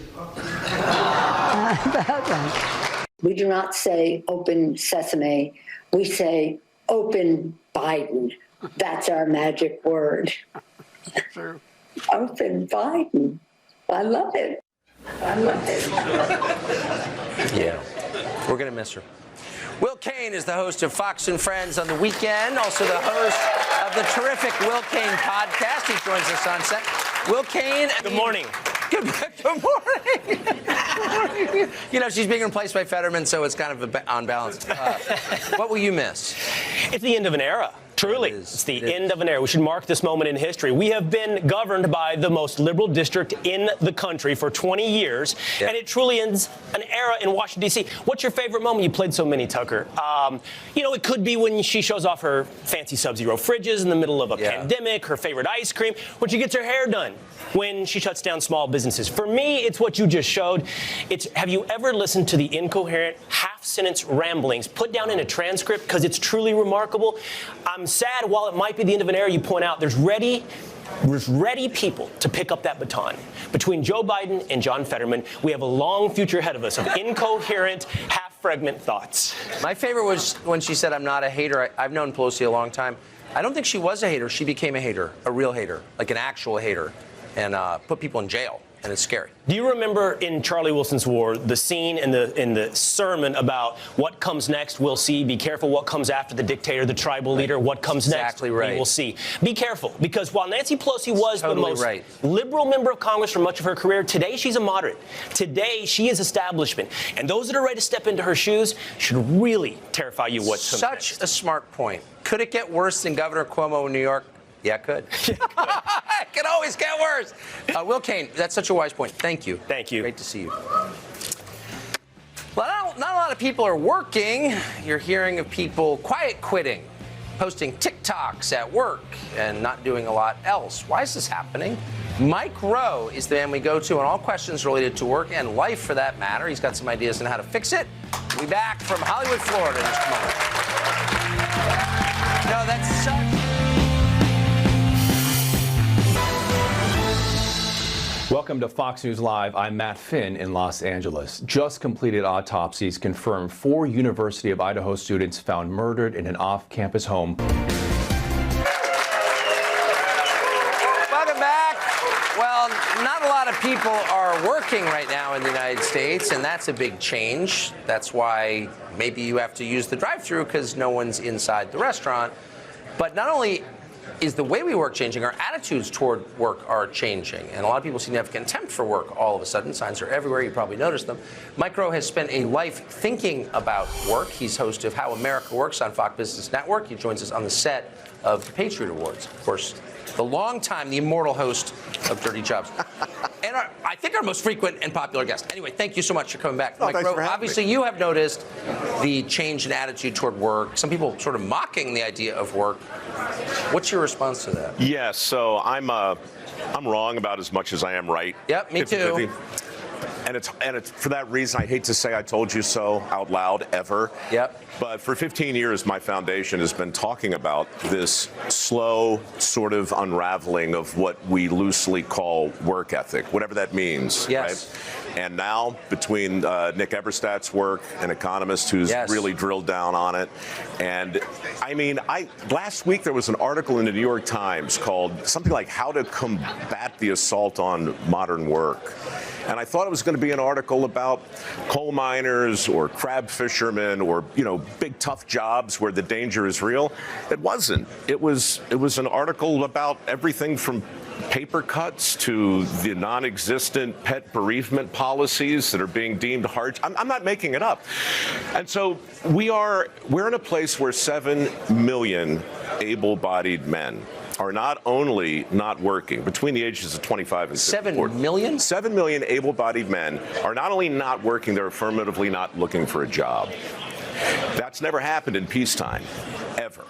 And economists like Nick Eberstadt take a dim view of it. They're worried, and they're trying to inject that into the conversation at a time when we're still looking at the unemployment number as the true harbinger of what's really going on.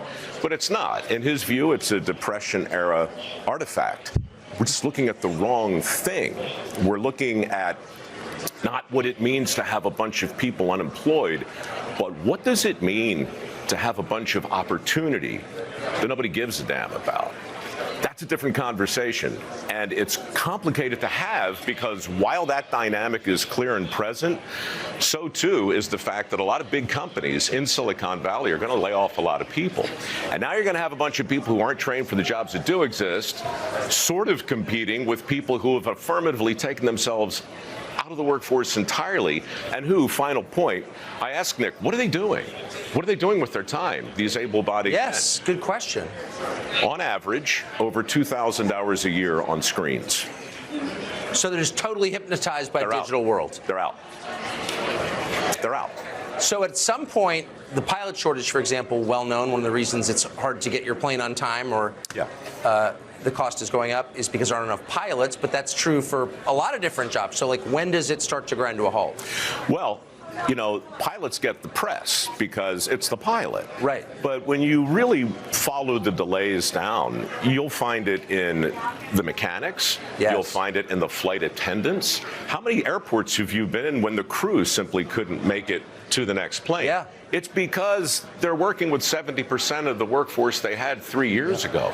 You know, 4 million fewer people are in the workforce today than before the lockdowns, and 4 million more jobs have opened up. It's almost a perfect mirror image, and the reflection is kind of hideous.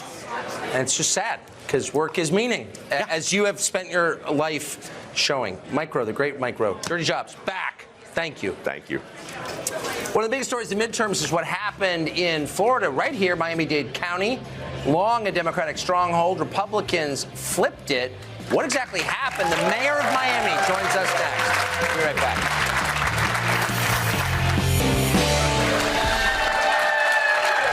We're back in Hollywood, Florida, Miami-Dade County. Probably the most dynamic place in the United States. More money has moved into Miami-Dade in the past couple of years, probably than any place in the history of the country in a shorter time. And it's long been a Democratic stronghold. Suddenly, it's not a Democratic stronghold. It seems like a Republican place. In 2018, Ron DeSantis lost Miami-Dade by 20 points. Last week, he won by more than 10 points. Marco Rubio won by 9 points. Huge flip. Francis Suarez is the now famous mayor of Miami and joins us on the set. Mr. Mayor, thank you so much for coming on. There are so many things happening in Miami that it takes a much longer conversation than we have. For sure. So just address, if you would, address the political swing that we just saw. What is that? Well, if you take it back even one more election, President Trump lost to Hillary by 30 points. So now from 30 to plus 10, plus 12, that's a 40-point delta. In 6 years. 16 to to 24 for 22. So I think it's our policies that are working, right? We're keeping taxes low. We've lowered taxes in Miami to the lowest level in our history. We're keeping people safe. We didn't get into this nonsense of defunding our police. We support our police officers. We've increased funding for police. And we're on the precipice of having one of the lowest homicide rates we've had in our history. And then we've leaned into innovation and created high-paying jobs. We're number one in the nation in wage growth.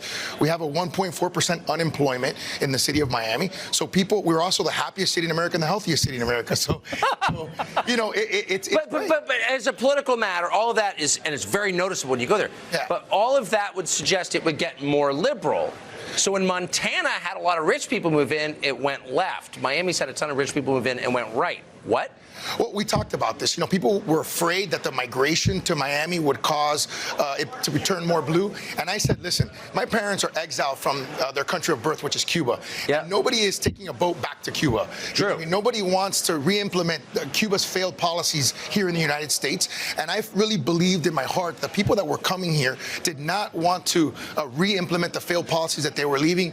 And I think the last election, this midterm, was proof of that. So would you consider, if like a lot of finance people moved in and tried to move it left, just sending them keep going to Cuba, the extra 90 miles? Just keep going. The boat will take you all the way over there if you want. I mean, tell us really quick. The crime rate still as low as it was? Yeah, so just to give you a sort of context, right? Yep. In the 1980s, during the worst years, the cocaine cowboy years, they call it, we had 350 homicides. Now, 40 years later, we're obviously more populated than we were back then, and we have 43 for the year. Not for a weekend, for the year. It's an amazing story that has not got enough attention from us. Mr. Mayor, thank you. Thanks a lot. Francis Suarez, Mayor of Miami-Dade. We'll be right back. Good evening and welcome to Tucker Carlson Tonight. We begin with a Fox News alert. There is still drama, confusion, really chaos in the state of Arizona tonight, stemming from Tuesday's elections. We want to begin with the latest developments. What are the candidates saying about it, the people for whom everything hangs in the balance tonight? How are the officials in charge of this, quote, election responding? It's hard to know from afar. The vote count in Arizona, we do know clearly, is going to go into the weekend, probably beyond that. In a moment, we're going to talk to the Senate candidate in the state, the Republican Blake Masters, for his assessment of what is going on and what it means. But we're going to start tonight with Kari Lake. She's running for governor in Arizona. She joins us tonight. Thank you so much for coming on. So it's very hard to know if you're not there what is happening. What is your best assessment of it? Well, I mean, we've got messed up elections for starters, and they've counted a lot of ballots, but there's still about 500,000 left to be counted. And these are primarily hardcore Republican voters, people who showed up and brought their ballot in on Election Day. We're starting to get a few of today's numbers trickling in, and we're getting from some of these drops 74% of the vote, 72% of the vote. These are heavy-duty Republican voters. And isn't it convenient that they are the last ballots to be counted? They count all the Democrat votes early, and the really reliable Republican ballots are the last to be counted. So we're less than a point away from our opponent, and we think it's going to start turning and turning quickly. And we believe we're going to win with a nice padding, actually. So your opponent is the Secretary of State. She didn't campaign much, and she didn't seem like she needed to campaign a lot. She never debated you. And some are smirking online that, well, of course, she was always confident in her victory. What's your view of that very common take on the race? You're trying to get me to say something that might get me in trouble. It's just I've read 50 people say that. That means people are so distrustful. What they're insinuating is that she knew she could sit back, hide in the basement, do nothing, and win due to cheating. And that's what they're insinuating. And I understand why they would insinuate that, because we've had such terrible elections. They're run poorly. They're ripe with fraud. And we've seen this time and time again, and nothing's being done. Our elected officials tell us if we dare bring it up, we are conspiracy theorists, we're election deniers. Darn it, we've got to start bringing this up. People are fed up. I was at a Veterans Day parade today, and people were shouting out from the side of the road, please repair our elections. Please count our vote. This is crazy. The people of Arizona are fed up. And when we win, and rest assured we will, with 100% certainty we will win. One of the first things I'm going to do on day one is call a special session, bring the legislature in, and say, fix these elections and restore honesty and transparency so we can have faith in our elections once again. This is our sacred vote. We get one vote. That's what we should get, one vote. And we want to know it counted. I'm not accusing your opponent of doing anything wrong. I have no knowledge of that. But she is the Secretary of State, and it seems that one of the main costs of an election this chaotic is the confidence of voters that it's real. So why wouldn't she recuse herself for appearance sake, if no other, before the count began?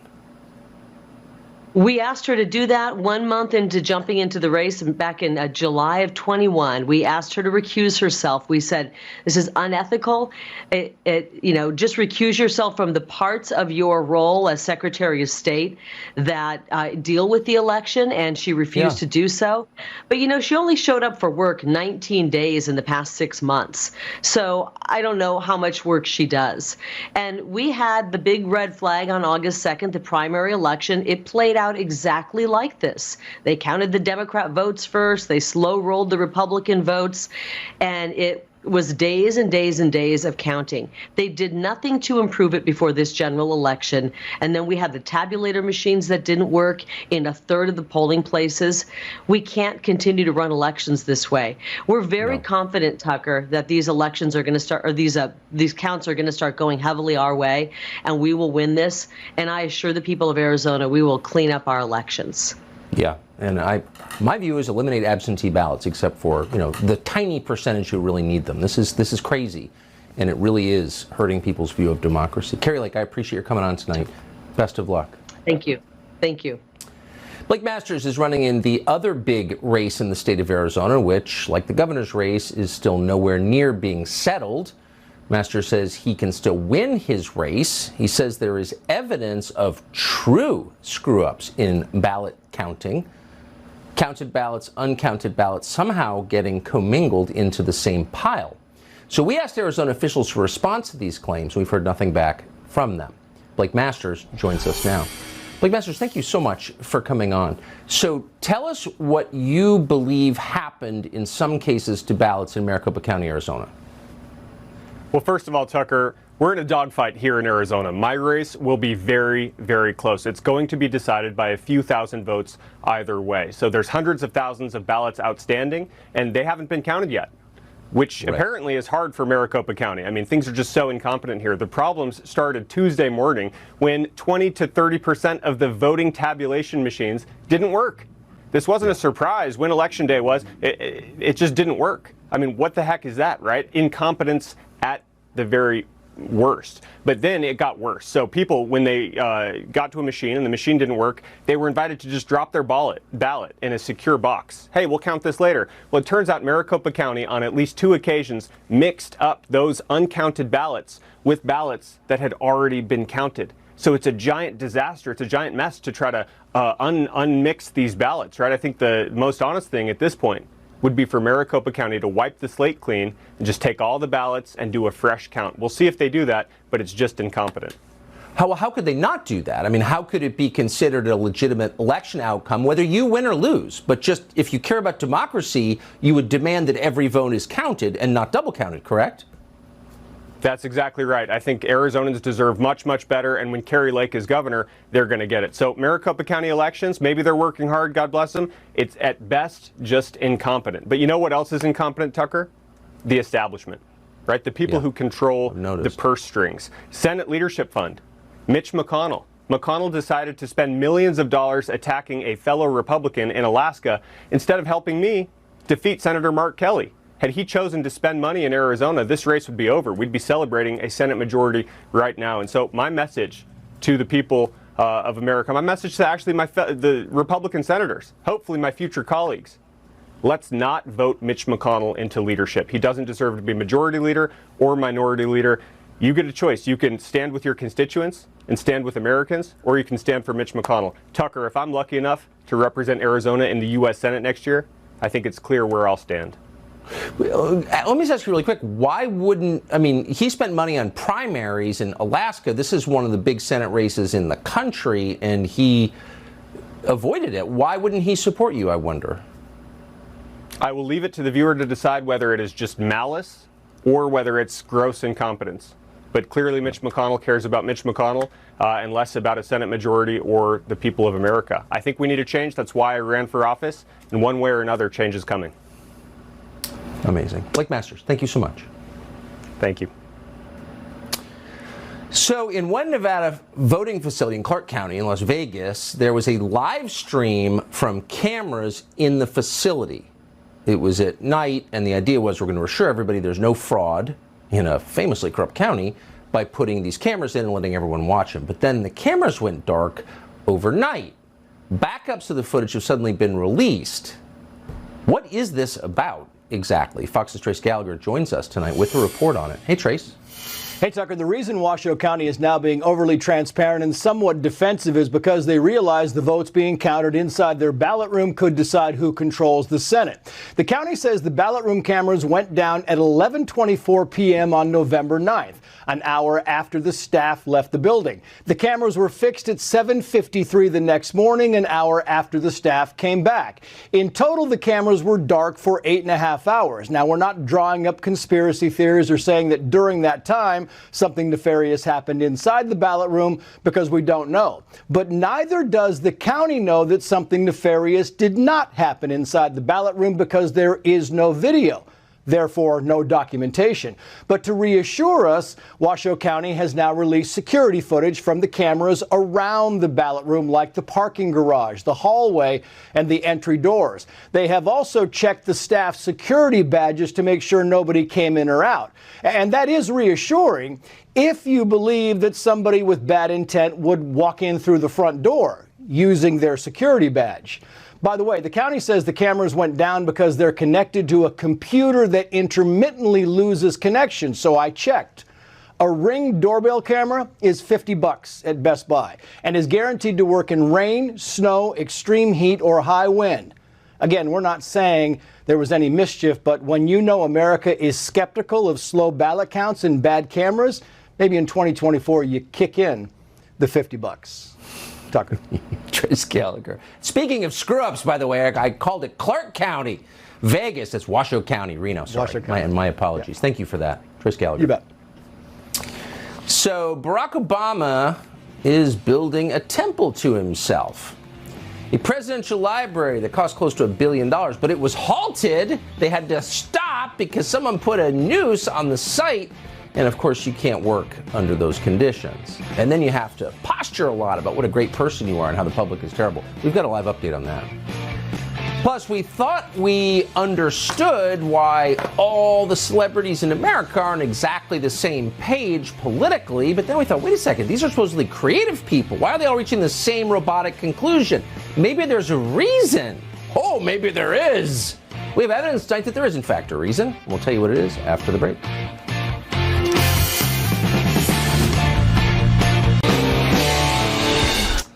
The concept of a presidential library, a shrine to a former president, is a relatively new idea. For the first 150 years of this country's existence, presidents didn't have lavish monuments built to commemorate their rule. That whole notion would have repulsed the men who waged a war with a monarchy to build this country. But starting with the FDR, of course, presidential libraries became customary, and they've gradually transformed from libraries into multi-million-dollar temples to hubris. The most recent ex-president to get his very own temple, and the biggest of all, of course, is Barack Obama. The total cost of his library clocks in at about $500 million.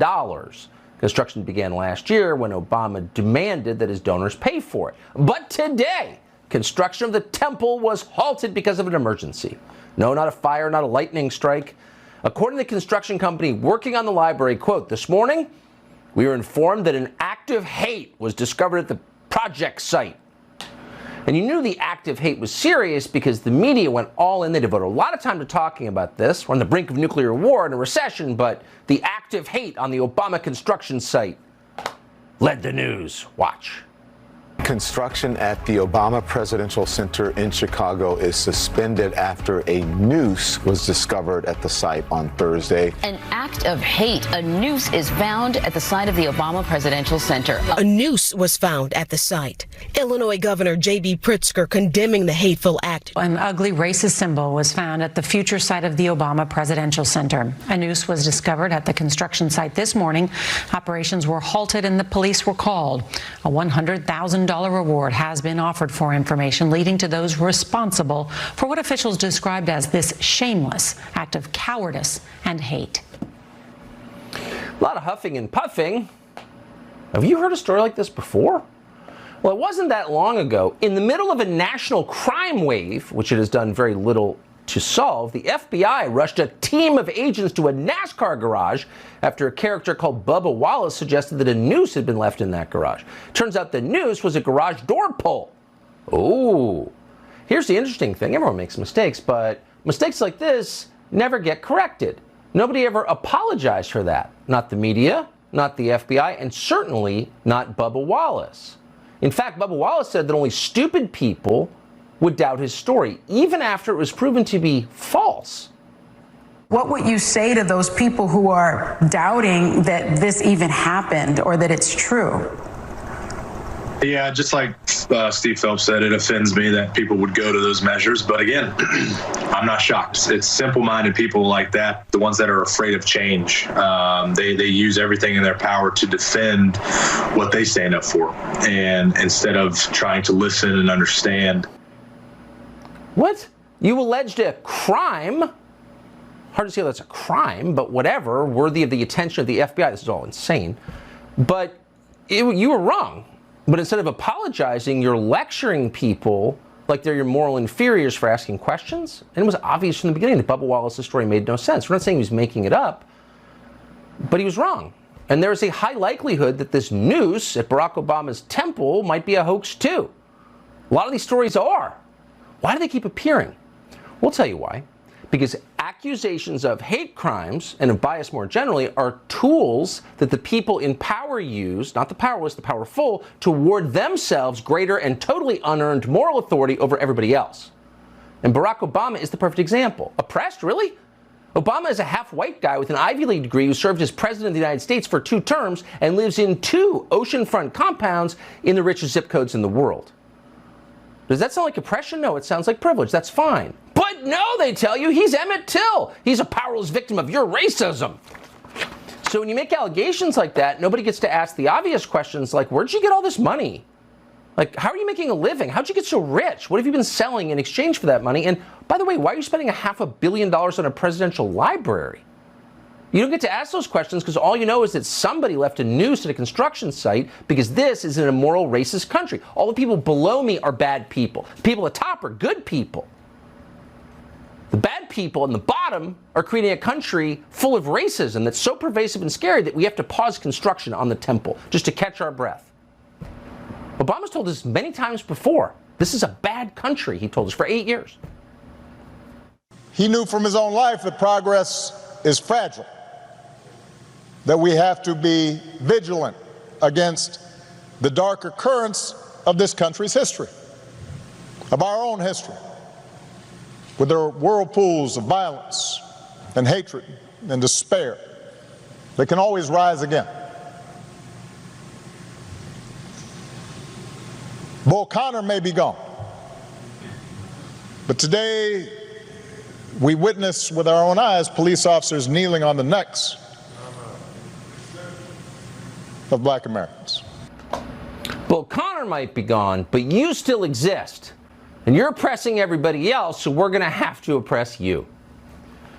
This latest offense against one of the world's most powerful men is so appalling that the authorities have offered a $100,000 reward to anyone who can find the person who left a noose at Obama's presidential library. $100,000, because we've victimized Barack Obama yet again, and his wife.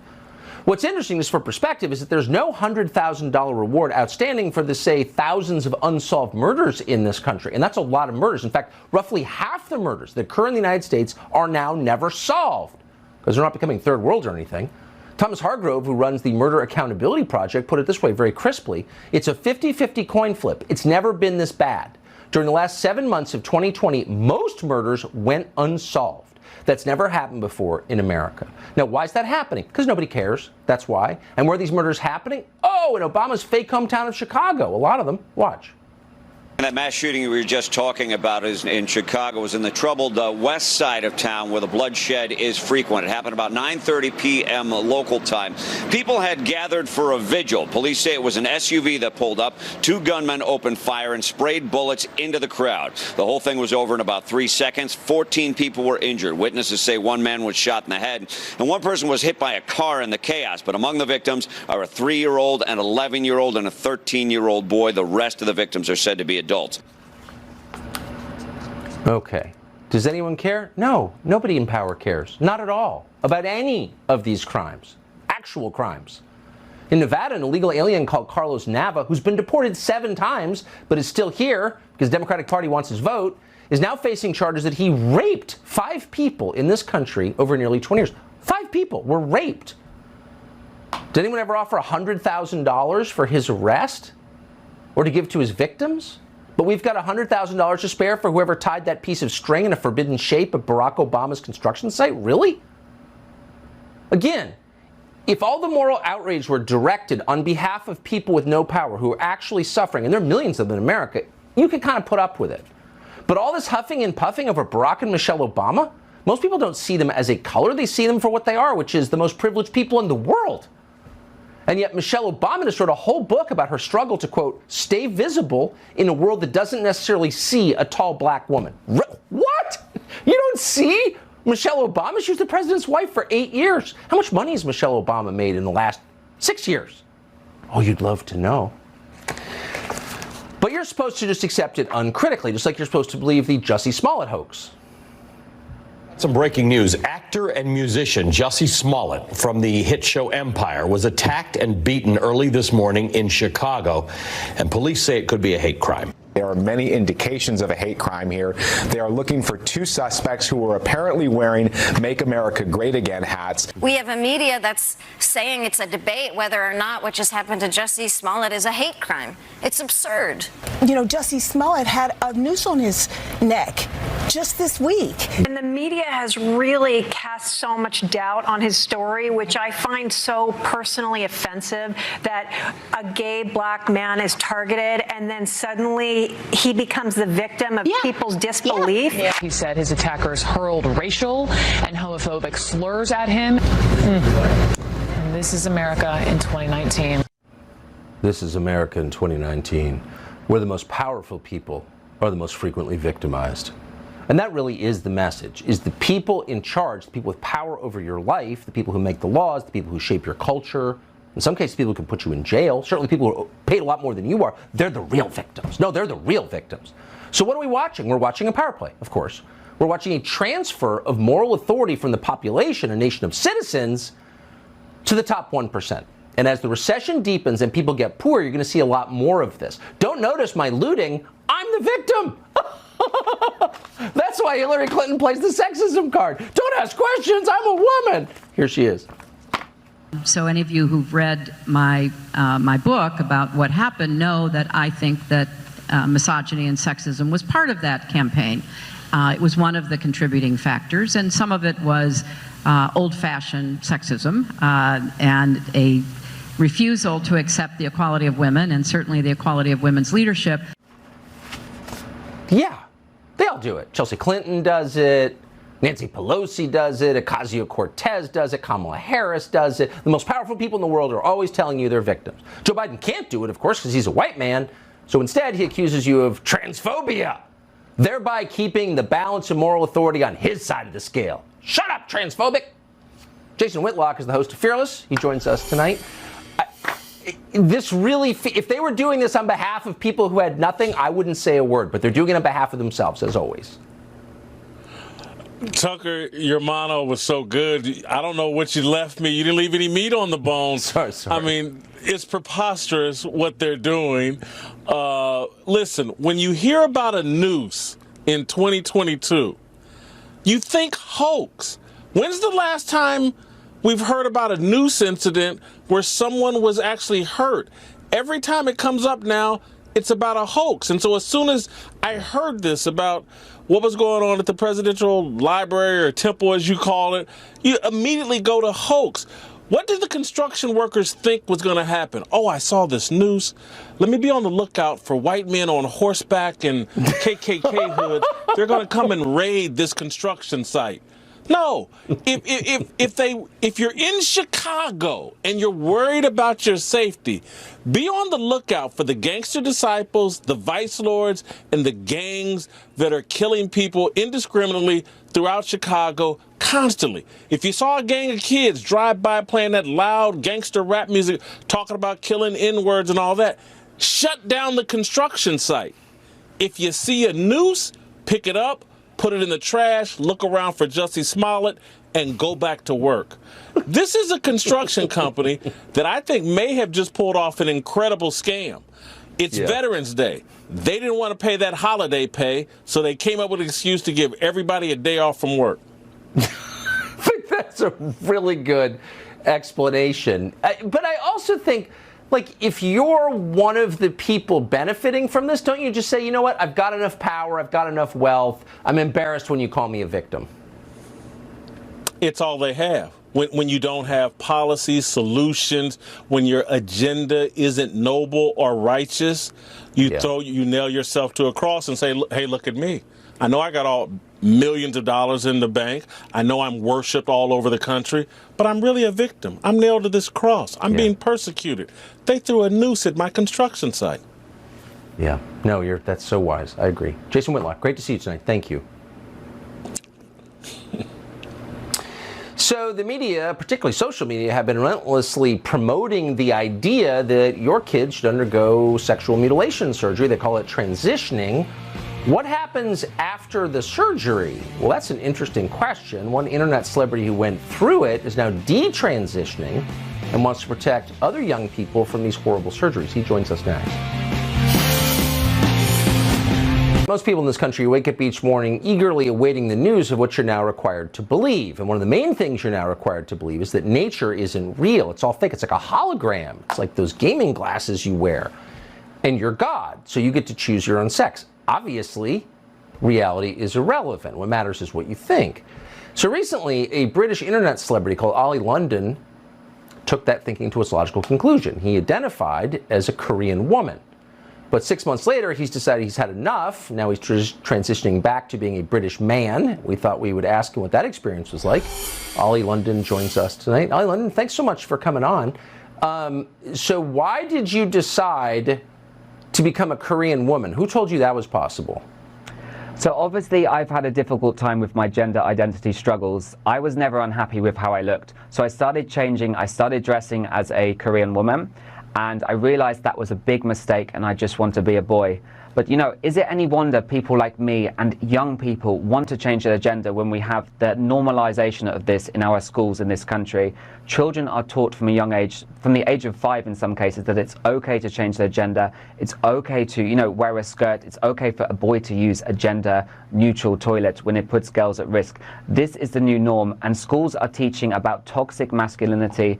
They're eroding the alpha male. The alpha straight male has been eroded. You know, Tucker, what happened years ago when kids used to go to school, they used to idolize Superman and astronauts. Now kids are being pushed this radical ideology. They're taught to idolize weak men like Harry Styles, weak politicians like Beto O'Rourke. Why is this happening, you know? And is it any wonder people like me fall victim to this, that I had all this surgery, I tried to change because, you know, I kind of fell victim to this mentality. I'm an adult, but, you know, these kids can't make these decisions on their own. They're being pushed this radical agenda, and I'm grateful that I've come out the other side. I'm grateful I found God. But, you know, I want to speak up for these kids that are confused with their gender. A lot of kids have gender dysphoria, and, you know, that wasn't a thing 20 years ago, Tucker. This is what's being taught in the school system. Let me ask you a question, and I'm not mocking you at all. It's a sincere question. Did it make you happier? Did you feel when you, quote, transitioned and started living as something that you weren't, did you feel like you were that thing, and were you at peace inside? You know, I've never really found happiness until recently. So I was always struggling with my looks, as most kids do, especially as a teenager. Between, you know, the age of 11 to 13, kids change, and kids start to question themselves. They start to question their looks, their identity. They have self-esteem issues. This is normal. I used to really hate the way I looked, so I thought having all this surgery, trying to become a girl, dressing as a girl, trying to be more feminine, I thought that would make me happy. I've realized that was a big mistake, and I feel like, you know, if I was born 40 years ago, I wouldn't have done this. It's what the woke culture is pushing these days, what we see on TikTok. It's the new normal, and this is so wrong. It's really affecting our kids, and the school boards have a lot to answer for with this. I agree with that. A lot of people are unhappy inside. That's normal. But pharmaceuticals and plastic surgery aren't going to fix it, of course, as you know. Ollie London, great to see you tonight. Thank you. Thank you, Tucker. So a lot of people expected not just a red wave on Tuesday, but a red wave among Hispanic voters. But among the many surprises of this week that did not happen. It happened in Florida. Ron DeSantis and Marco Rubio dominated the Cuban vote and even won over traditionally Democratic Puerto Rican voters, it seems like. But more broadly, the Hispanic red wave never materialized. In fact, it receded. In Texas, Latino support for Republicans regressed from past elections. Democrats won most of the seats in the heavily Hispanic Rio Grande Valley. So what is this exactly? Why did this happen, and what does it tell us about the future? Pedro Gonzalez is an associate editor at Chronicles Magazine and joins us tonight. Hey, Pedro, thanks for coming on. How do you interpret this? I know it's only a few days ago, but what do you make of it? Well, Tucker, Latinos are not a monolith. Cubans in Florida don't think and vote the same way as Mexicans in California. What we can say is Republicans improved in some places, but Democrats seem to still maintain a holdover majority Latino support across the country. But these people are persuadable. They can be moved. But what was the GOP's ground game ahead of midterms? I think it's important to reflect on this. Democrats do outreach in key places. They spend millions rewriting voting rules and regulations in their favor. The priority, on the other hand, of the political machine around Kevin McCarthy was to target America First candidates like Joe Kent in Washington and Anthony Sabatini in Florida because they were viewed as threats to his power. What was the GOP's vision, its promise to Americans? Kevin McCarthy said entitlement reform. In other words, cuts to Social Security and Medicare would be a top GOP priority after midterms. And also, of course, getting another $50 billion for Ukraine by January. So we cut grandma's Social Security check and we mail it to Zelensky, right? It's not hard to see why Republicans were underwhelming, not just with Latinos, but other persuadable voters when you have this kind of leadership. But this is also, Tucker, why I'm not pessimistic, because when you have Washington generals like this running the party, you can't really say that we've begun to fight. Well, I think that's exactly right. So if you were going to make this is a long conversation, I hope we come back for another hour, but if you could distill the message that works, not just to Latino voters, but just to working class voters, what would it be? That America is not a bazaar. It's not an open air marketplace for the world to plunder. It's a home to a real people. It's a home that it's a home to a real flesh and blood people. And that means that we have an obligation to keep our communities safe. We have an obligation to secure our border. We have an obligation to not just post memes about how Biden and the Democrats have failed on crime, but to actually do something, propose solutions, instead of just adopting the Democratic Party's policies on crime and then just reframing them as somehow fiscally conservative or America first, which is what the GOP has done historically. How about being an anti-war party, or in this case, anti-nuclear war? The reason that the GOP couldn't talk about this, of course, is because the party leadership actually is pro-war. But the thing about the war in Ukraine is that you can connect it to everything from the cost of fuel in your car to the rising cost of food on your table. But again, Republicans were frankly cowards and were not willing to take on this issue. I think you're exactly over the target, so to speak. Pedro Gonzalez, great to see you tonight. Thank you. Thank you. So you may have noticed that virtually every big pop culture figure, well, pretty much every big pop culture figure is on one side, and around election time they mobilize and they promote Democratic candidates. Have you ever wondered why that is? It's not really natural for artists to all reach the same conclusion. There may be a reason. We may know what it is after the break. There are a lot of celebrities out there campaigning for Democratic candidates all over the country. You probably saw them, actors, singers, TikTok personalities, all doing their part for the Democratic Party. You probably weren't surprised by this. It's normal. Pop culture figures always support Democrats. Every single one of them.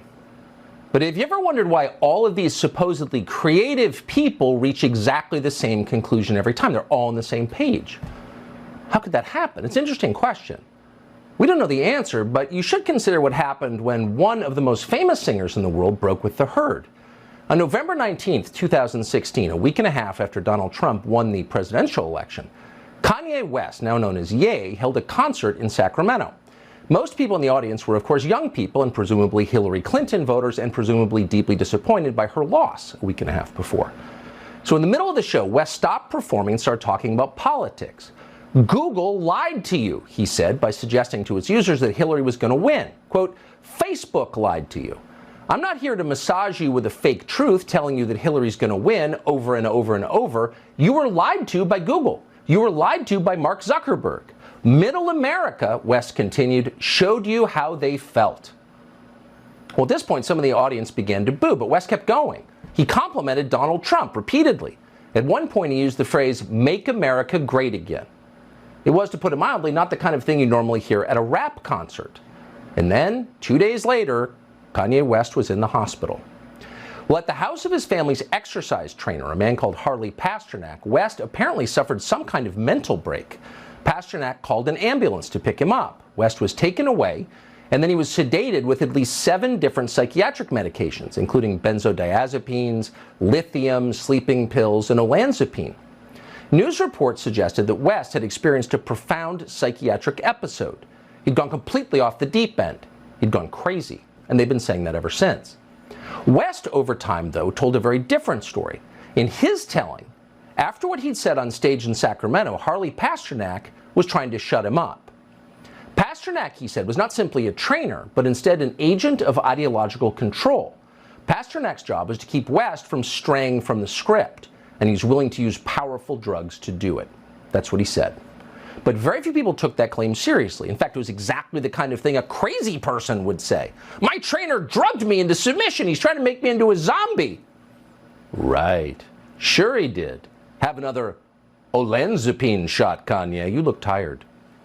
So that's where the story stood until the other day. Nobody believed Kanye West. Then West posted something remarkable on Twitter, which for some reason virtually all of American media ignored, which is odd because media outlets are not usually in the business of ignoring remarkable things, but they did. And what he posted was a picture of a text exchange that he had had with Harley Pasternak. Pasternak was explaining that West had better stop saying, quote, crazy stuff. In other words, he'd better get back on script, or else he would be severely punished. Quote, second option, if you don't shut up, quote, I have you institutionalized again, where they medicate the crap out of you, and you go back to zombie land forever. Play date with the kids just won't be the same. End quote. Try if you can to imagine a more sinister threat than that, a more chilling threat than that. Do what I say or I will turn your brain to mush. I will destroy your relationship with your own children. I will send you back to, quote, zombie land forever. Effectively, I'll kill you. Now, keep in mind, this is from West's, quote, trainer, not his physician. This is the guy he'd hired to help him do squats. A trainer? Really? Do they talk like that at your gym? Probably not. So what's going on here exactly? Well, according to his bio, Harley Pasternak, who was not denied writing these texts, once worked for the Canadian military, where he participated in experiments that measured the effect of various drugs on the human mind. Is that training relevant to this story? We don't know. We do know that based on this text exchange, which again, Harley Pasternak has not said is untrue or fake, on the basis of that, law enforcement agencies definitely ought to be looking very closely at Harley Pasternak, who, by the way, apparently has dozens of other celebrity clients, some of whom seem to be out there campaigning. Based on these texts, this looks like a crime. Why is no one investigating it? The fact that no one is investigating it tells you a lot. Steve King was a very popular Republican member of Congress for nearly 2 decades. Then he came out against immigration, and the New York Times told lies about him that Republican leadership went along with. It's an amazing story. We've got it next. Fox News alert, we have a race call for you from the state of Nevada. Fox News is projecting that the Republican, Sheriff Joe Lombardo, will be the next governor of the state. He has unseated the Democratic incumbent, Steve Sisolak. Well, Steve King represented Iowa in the U.S. Congress for about 20 years, famously one of the nicest people in the Congress, and then he came out against illegal immigration in a very vigorous way, and the New York Times decided to call him names, which we found out when we talked to him for an hour were completely false. It was ridiculous. But the Republican leadership went along with it. Kevin McCarthy was all in, and they bounced him out of the Congress. It's really an amazing story. Here's part of it. One of the symptoms might be that they're willing to compromise principle.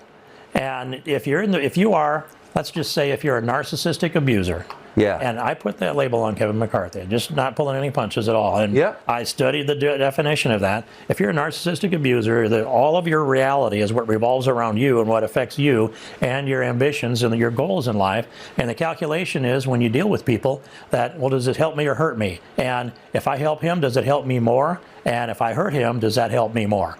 That equation's going on in the head of people like Kevin McCarthy. Welcome to Tucker Carlson Tonight. A lot more than half of the entire population of the entire state of Arizona lives in Maricopa County. The cities of Mesa, Tempe, Scottsdale, and largest of all, Phoenix, are all within the county's borders. If you want to win statewide in Arizona, you have to win Maricopa County. Unfortunately, as of tonight, we still don't know who has won Maricopa County, either in the U.S. Senate race there or in the governor's race in Arizona, because officials are not even close to finishing the count. 48 hours after the voting stopped, there are still 633,000 ballots still uncounted in Arizona. More than 400,000 of those are in Maricopa County. You're seeing it on your screen right now. When will we know the results? Last night, election officials claimed they'd have a new tally for us by 8 p.m. Eastern, the beginning of our show. But the deadline came and went. By the end of the night, they had finished counting fewer than 70,000 more votes. Then they said they'd have final totals by Friday, tomorrow. But no. Today, the county officials said they don't expect to announce the results of the elections until next week at the earliest. When do you anticipate the votes will be counted in total, those 400,000 plus votes? Well, we will be going into next week. There's some onesie-twosies, again, pursuant to Arizona law, but I think that we'll see the lion's share here wrap up by early next week. Early next week, can you give me a day? Are we talking Monday? Or we? Maybe, as long as you won't hold me to it. Can you tell us, Mr. Official, Mr. Election Official, when we might learn who won the election? Maybe, as long as you don't hold me to it. That was the chairman of the Maricopa County Supervisors. Notice what you did not hear in that exchange. You did not hear an apology. The guy in charge of election results never said sorry for not providing those results. It's hard to understand this. It's not a resource problem, certainly. The budget of Maricopa County is about $4.5 billion a year. For perspective, the entire Hoover Dam cost $890 million to build, and yes, that is in adjusted dollars. So for the price of 5 Hoover Dams, Maricopa County can't even count the ballots in a single statewide election in a country that claims to care about democracy. They can't even manage to let people vote on Election Day. On Election Day, according to the county, 70 of 223 polling places suffered major problems with voting machines the county paid millions for just recently. And their failure disenfranchised mostly Republican voters who wanted to cast their ballots in person. One poll worker reported that 25% of ballots were being rejected. Now, you would call that third world, but actually it's beneath third world. Most third world countries have serious elections. They require voter ID. They don't wait days for election results in Ghana. In Venezuela, whatever you think of it, they tally their ballots within hours. But suddenly we can't manage to do that? Clark County, Nevada, the home of Las Vegas, says there are still tens of thousands of ballots left to count. Therefore, we're not going to know what happened in the election until Monday, we hope. We're going to talk to Adam Laxalt about that in a minute. He's running for Senate there. Officials in Clark County are clearly overwhelmed. They're too busy to finish the one job they are paid to do. And yet, strangely, they still have time to attack Donald Trump on social media, which they've been doing all day. First things first. But it's not just Nevada and Arizona. Key House races all along the west coast of the country, in California, Oregon, and Washington State, are still unsettled tonight. They're saying they haven't counted the votes. Really? What is this? Is this fraud? We're not sure. And on some level, it doesn't matter what it is. What we know is that the mechanics of our elections are not working, almost exclusively in states and cities run by Democrats. Are they cheating? Are they disorganized? Again, not relevant. The system is obviously out of control. It's flaky. And systems like that cannot be, by definition, reliable. Would you let a Maricopa County elections official fly your aircraft? Probably not. That's a disaster. Democracy is a faith-based system. You have to believe in it in order for it to work. But who could believe in this? So our news media, in case you haven't noticed, has spent the last several years, quote, defending democracy, insert trademark here. So you'd think that democracy defenders would care about the collapse of democracy, but just the opposite. They're telling you it's all completely normal. It's always been this way. If you disagree, you'll be censored on social media, as we found out today. Twitter just slapped a warning label on videos from this show because we reported verifiable facts from election officials about election screw-ups. So it's taking weeks to count the ballots in your democracy, but you're not allowed to notice it. What is this about? Again, we're not sure. And at this stage, there's really no way to know what it's about. So we're not making allegations. But we thought we'd ask, because it'd be interesting to ask, the most obvious question of all and see if we could find the answer. And the question is, who's benefiting from this? And how do you know? Well, you look backwards. So in cases where there was chaos and delays in vote counting over the past several election cycles, what percentage of the ultimate winners turned out to be Democrats? Now, in a fair system, you would think the proportion would land somewhere around 50%, a coin toss. But we checked. Oh, and that's not the case. In 13 recent races we looked at where election delays were well publicized, 10 of them ultimately went to the Democrat. 10 out of 13, 77%. That's not a coin toss. That's a very high average. Take, for example, the 2018 election in Orange County, California.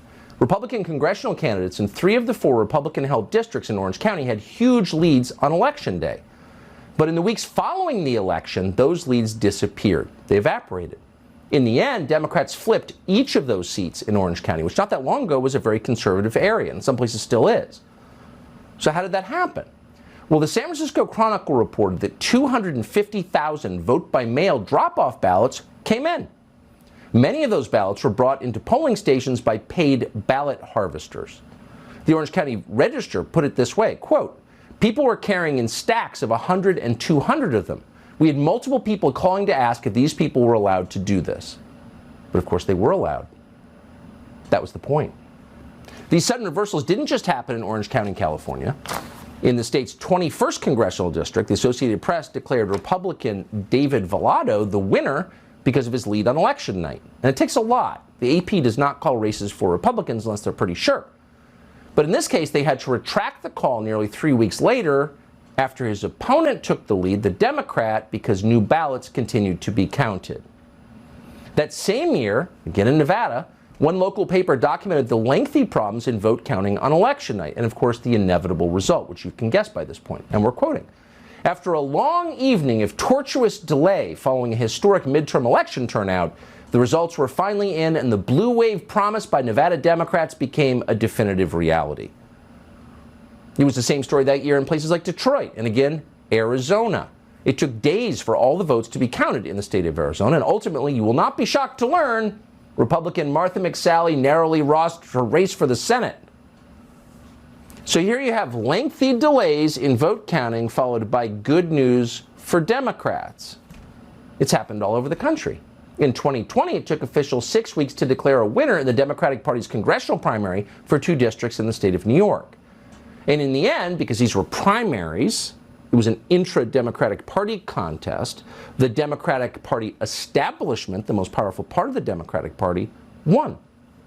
Longtime Congresswoman Carol Maloney fended off an insurgent progressive successfully after long delays, and then Richie Torres defeated his challenger, who was a conservative Democrat. Weird how that works. Several years earlier, the same thing happened to Republicans in Sacramento. On election night in 2014 in the suburbs of the city, it looked like a Republican challenger called Doug Osei was about to unseat an incumbent Democratic congressman, Ami Bera.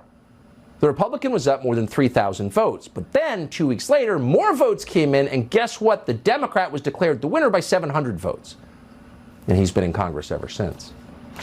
In all the recent cases that we looked at, only the state of Florida had a long voting count delay that led to a Republican winning, and it was in just one county. That was in the 2018 Florida gubernatorial election, when incompetent Democrats in Broward County broke the law and failed to report vote totals 4 days. Ultimately, as you know, Ron DeSantis won. On Tuesday, thanks to efforts to improve vote counting in the state of Florida, Florida tabulated results much more quickly. So Florida is far bigger than Arizona or Nevada, but by contrast had its election results, as you know, in a single day. And by the way, Florida enforces voter ID law strictly, so it's pretty hard to argue about who actually won. So no matter what you think of Ron DeSantis or his policies, you may hate him and them, you still, if you're an honest person, must acknowledge that is a win for democracy. The system worked. The votes were counted. They were reported promptly. Democracy won in Florida, even if the outcome is not to your preference. But no one in the media seemed impressed by this. Here, in fact, is a CNN contributor arguing that by trying to prevent voter fraud, Ron DeSantis actually, quote, gamed the system. Yesterday, he won by 20 percentage points. Why? Because he gamed the system. Because he turned Florida into an unlevel playing field. They changed election laws, making it harder to vote by mail. They paraded a bunch of people, black people, that they arrested for voting fraud and paraded them in front of national media.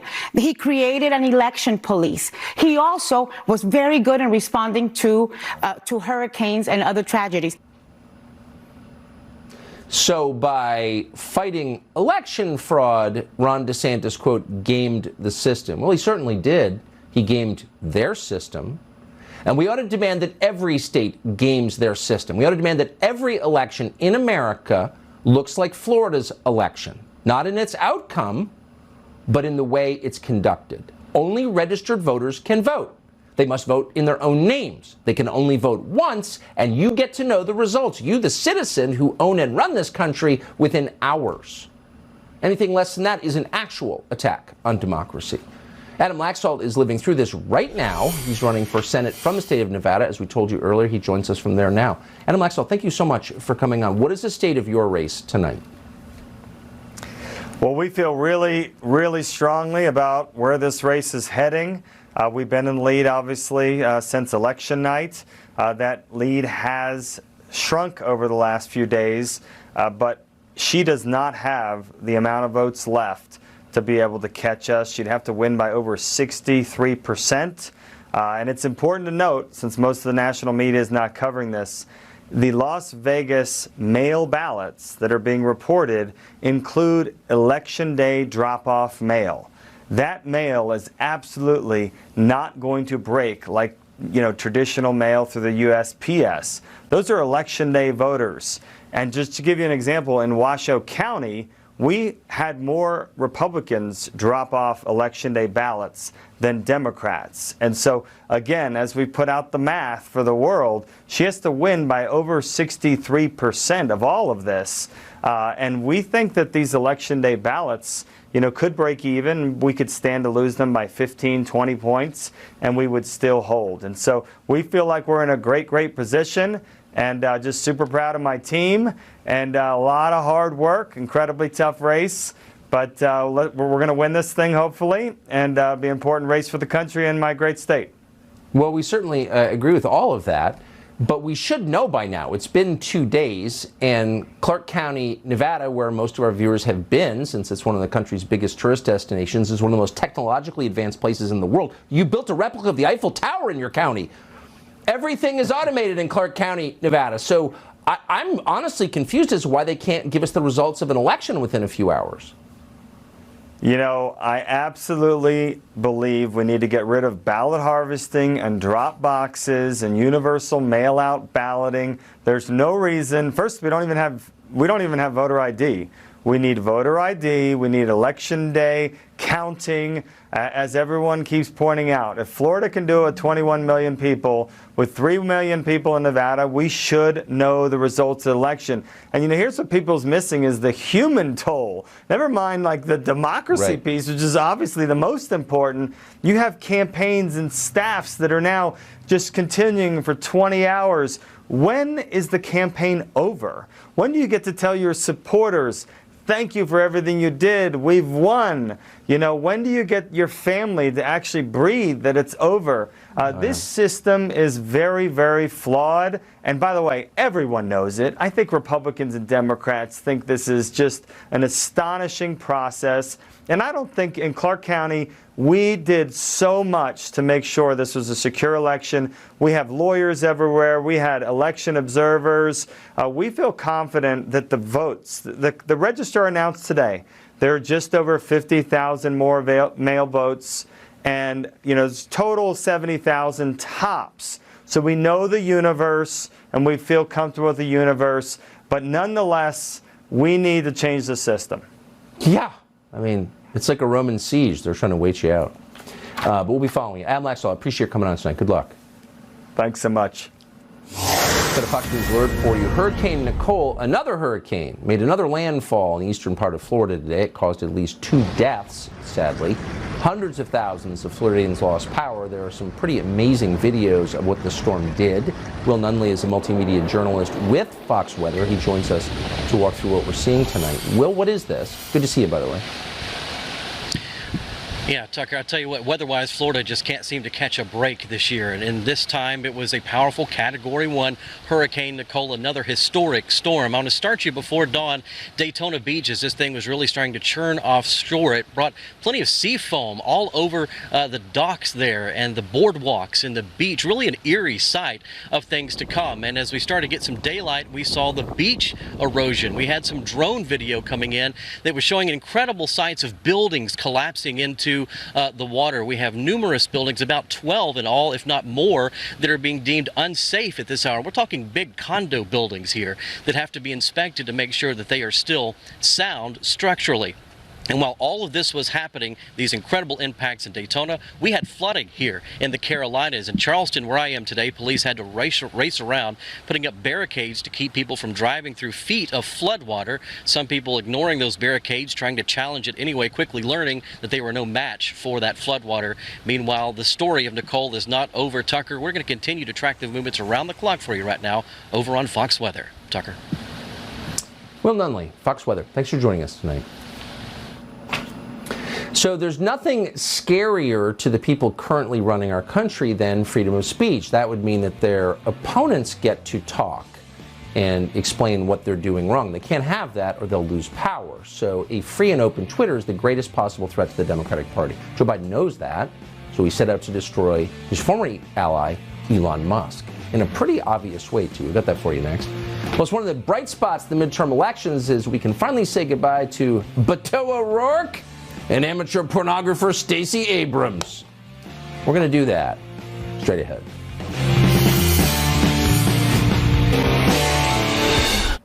Well, as we told you a moment ago, a lot of the results from Tuesday's elections are still not clear because it's really hard to count ballots. It's just unbelievably complicated to add.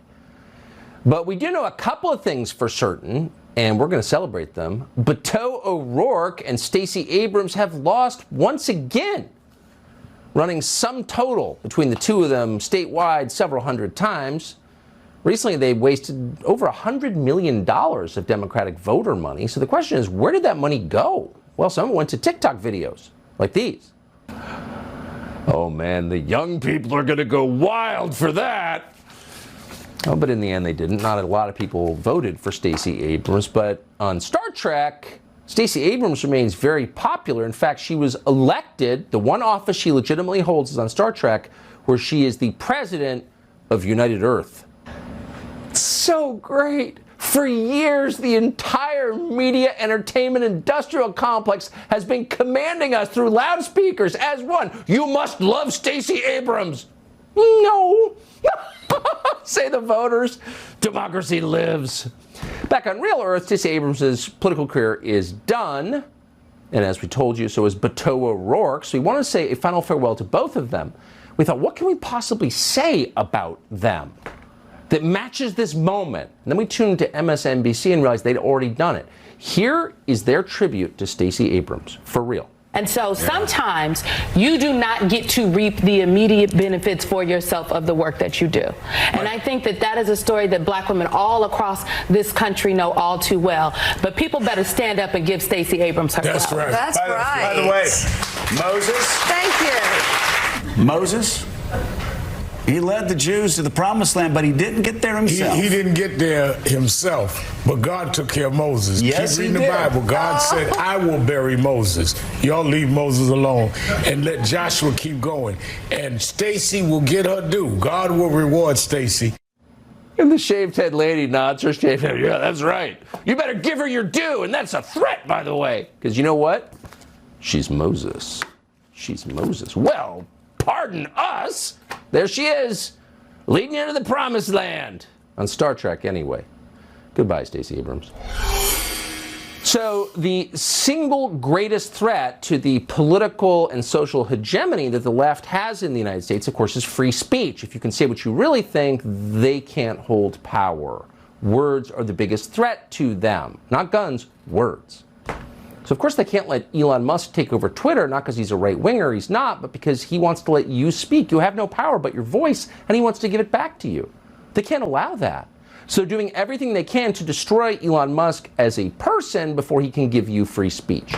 Hard to believe this is happening, but it did. Today, the FTC, the Federal Trade Commission, not supposed to be political, now just a tool of the Biden administration, threatened to investigate Musk.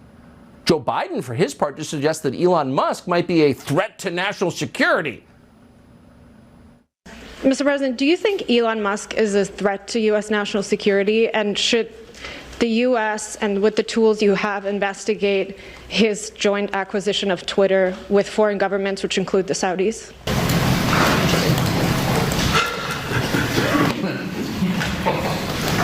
I think that Elon Musk's cooperation and/or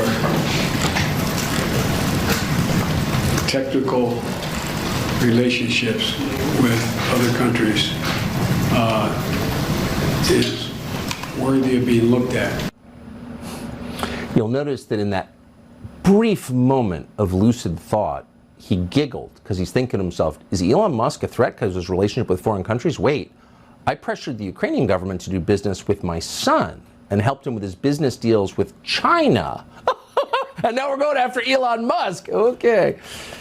What's interesting is, even as they're threatening to arrest Elon Musk, or whatever that just was, at the same time, Biden's Justice Department seems not very interested in a man called Sam Bankman-Fried. Why is that? Well, maybe because Bankman-Fried was the Democratic Party's second biggest donor this cycle. Just over 30 thereabouts, but he came in right behind George Soros for the amount of money that he gave to Democrats, and he's friends with all of them. We're going to do a much longer piece on this soon because it's fascinating. But his crypto company just blew up, destroyed a lot of people's net worth. Now, apparently, as his company was tanking, Bankman-Fried continued to send millions of dollars to the Democratic Party. So the question is that fraud? We don't know. But someone should be asking that question? No. No one seems to be. No warrant has been issued. Why? Well, because he's a political ally. He's not Elon Musk. Where is he? Well, we can't interview him because he's not in the country. Apparently he's in the Bahamas. A source told CoinDesk, quote, that the whole operation, the company that just blew up, was run by a gang of kids in the Bahamas in a luxury penthouse. But don't ask questions. Vivek Ramaswamy is a man who's been around a lot of high finance. He's an entrepreneur and a really interesting person, sophisticated in the ways of this stuff. He joins us tonight. Vivek, thanks so much for coming on. So they're basically threatening Elon Musk from the podium in the White House because he dares to bring back free speech, but ignoring this Democratic donor? So it's funny, it's this arranged marriage between big government and big business in this country, Tucker. Yes. You know it well. Where actually Elon was a darling, by the way, when he was pushing the climate religion. He only fell out of favor when he started pushing free speech. Now take this guy, Sam Bankman-Fried, who actually goes by SBF in the crypto world, so let's call him SBF. The interesting thing here is he actually bought protection. He played the old Goldman Sachs pre-2008 game. You'll remember this. Goldman Sachs paid for a lot of protection from the government to pay out. It's like an insurance policy when it matters most. When the 2008 financial crisis hit, that's why Goldman Sachs got bailed out while Lehman Brothers didn't. Well, SBF appears to be playing a really similar game. He's a top donor to the Democratic Party, even as his exchange was going bust. Yet there's one small nuance to this, Tucker. I think they might actually go after him and punish him anyway. And here's the funny part, not a lot of people know. He actually had pledged up to $1 billion in donations this cycle and next. So there were actually a lot of Democrats upset with him that he only gave 30 to 40 million. So if they do go after him, it's because he didn't buy the gold-plated insurance policy. He just stopped at the cheap version of the insurance policy instead. And so if he is indicted, or if he does get in trouble, that'll be one of the lessons of the story for future crony capitalists is pay up for full freight or else you're going to get in trouble. Amazing. Just in 10 seconds, since you're old enough to remember, an oligarch pledging to throw $1 billion into a Democratic election. Democrats used to complain about big money, right? Didn't they?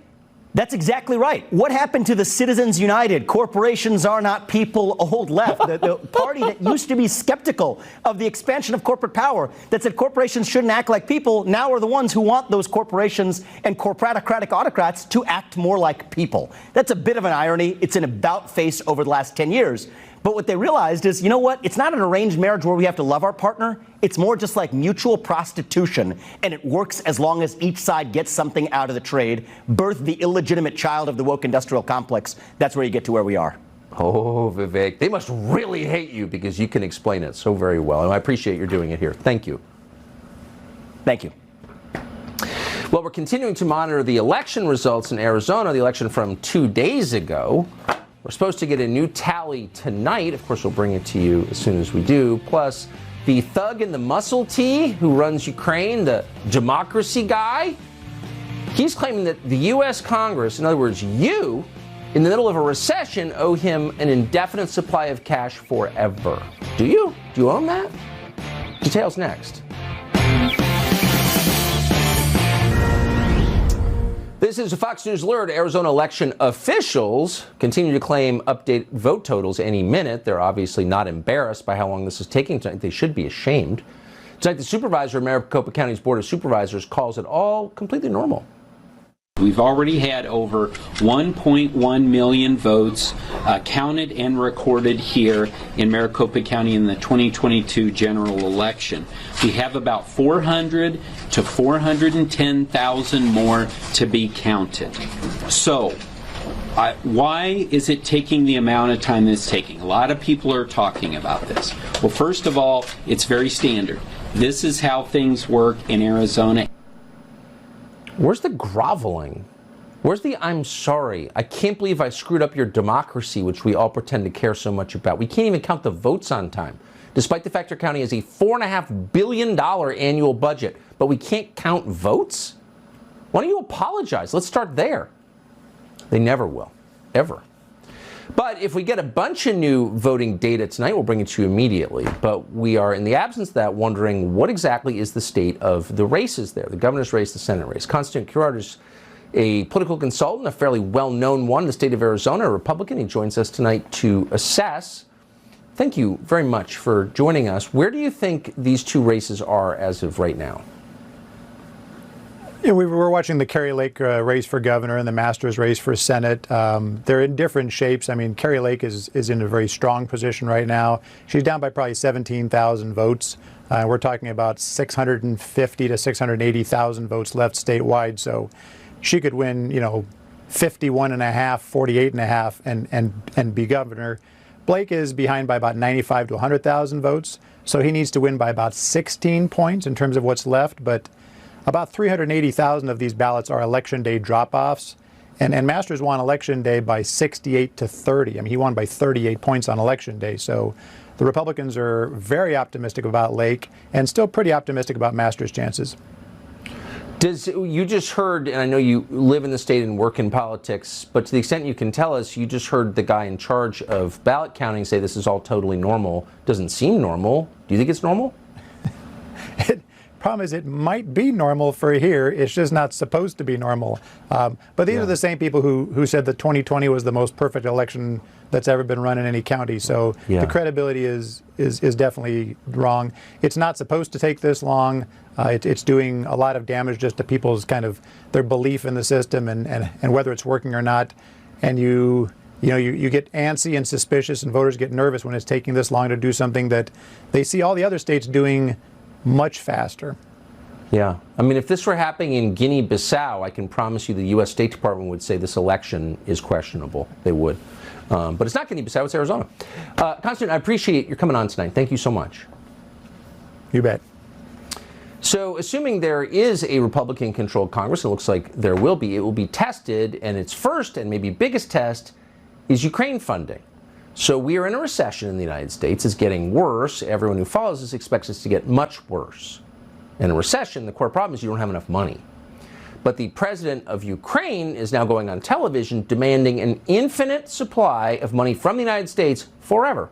Watch. We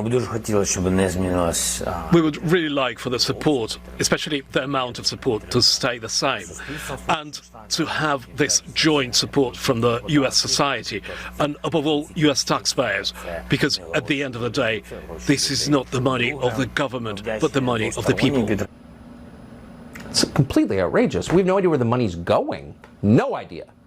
If you even suggest that guy might be getting rich from it, you get censored. But a lot of people are getting rich from it. Trust us a lot in this country and their country, but not you, because it's your money. And by the way, Ukraine is not in North, it's in Europe. So why are we paying for this and not the Europeans? The bottom line is, if the Republican Party in Congress continues to allow money to be sent to this thug and a muscle tee, why is it worth voting Republican ever again? They're sending him money in the middle of our recession to fix his border while our border is completely open. How does that work? And how can anyone who claims to care about the United States be in favor of it? The White House is in favor of it. Today they announced that more military aid for Ukraine is on the way. We thought it'd be interesting to know what Candace Owens thinks of this. She's the host of the Candace Owens podcast, and we're happy to have her join us again tonight. Candace, great to see you. This seems like a pretty clear test. If you just got elected as a Republican and you're for America or America First or whatever they're claiming, why would it be hard to make a clear decision on this?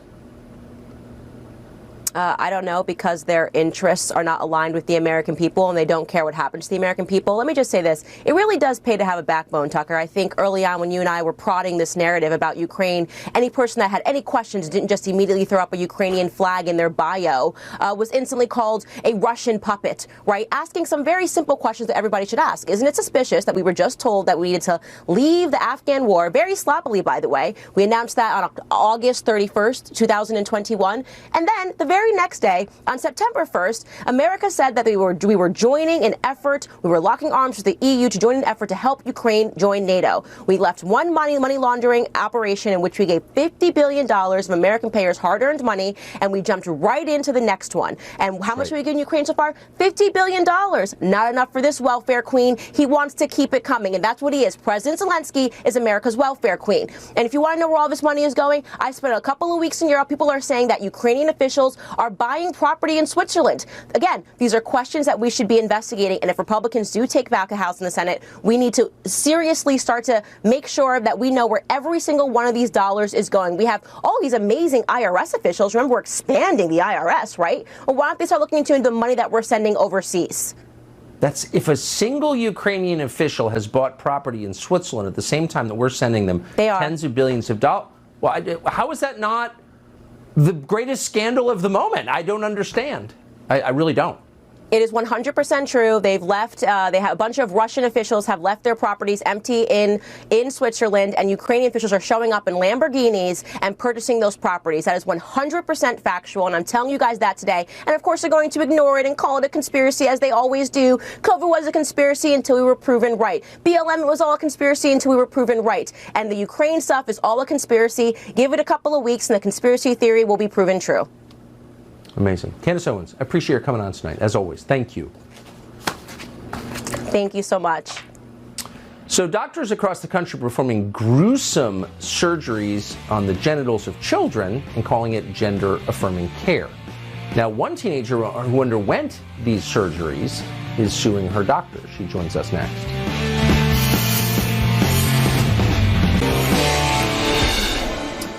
Hospitals that abuse children, that mutilate their genitals in the name of trans ideology, are finally, blessedly being shut down. Vanderbilt, for example, closed its youth gender clinic after the Daily Wire exposed them.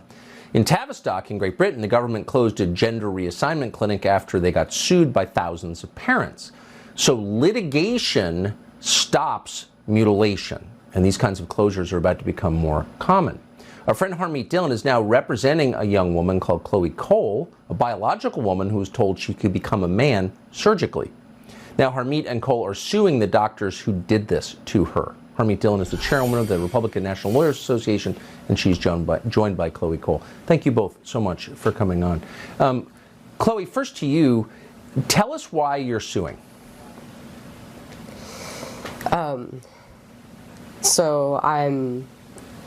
It's a medical malpractice case. I want to hold the adults who put me in harm's way accountable because, I mean, what happened to me is horrible, but it's also it didn't only happen to me. That's the worst part. It's happening to children all over the U.S., all over the West, and it's spreading all over the world. And I want to be able to create a precedent for other people who have been in my situation to find justice themselves.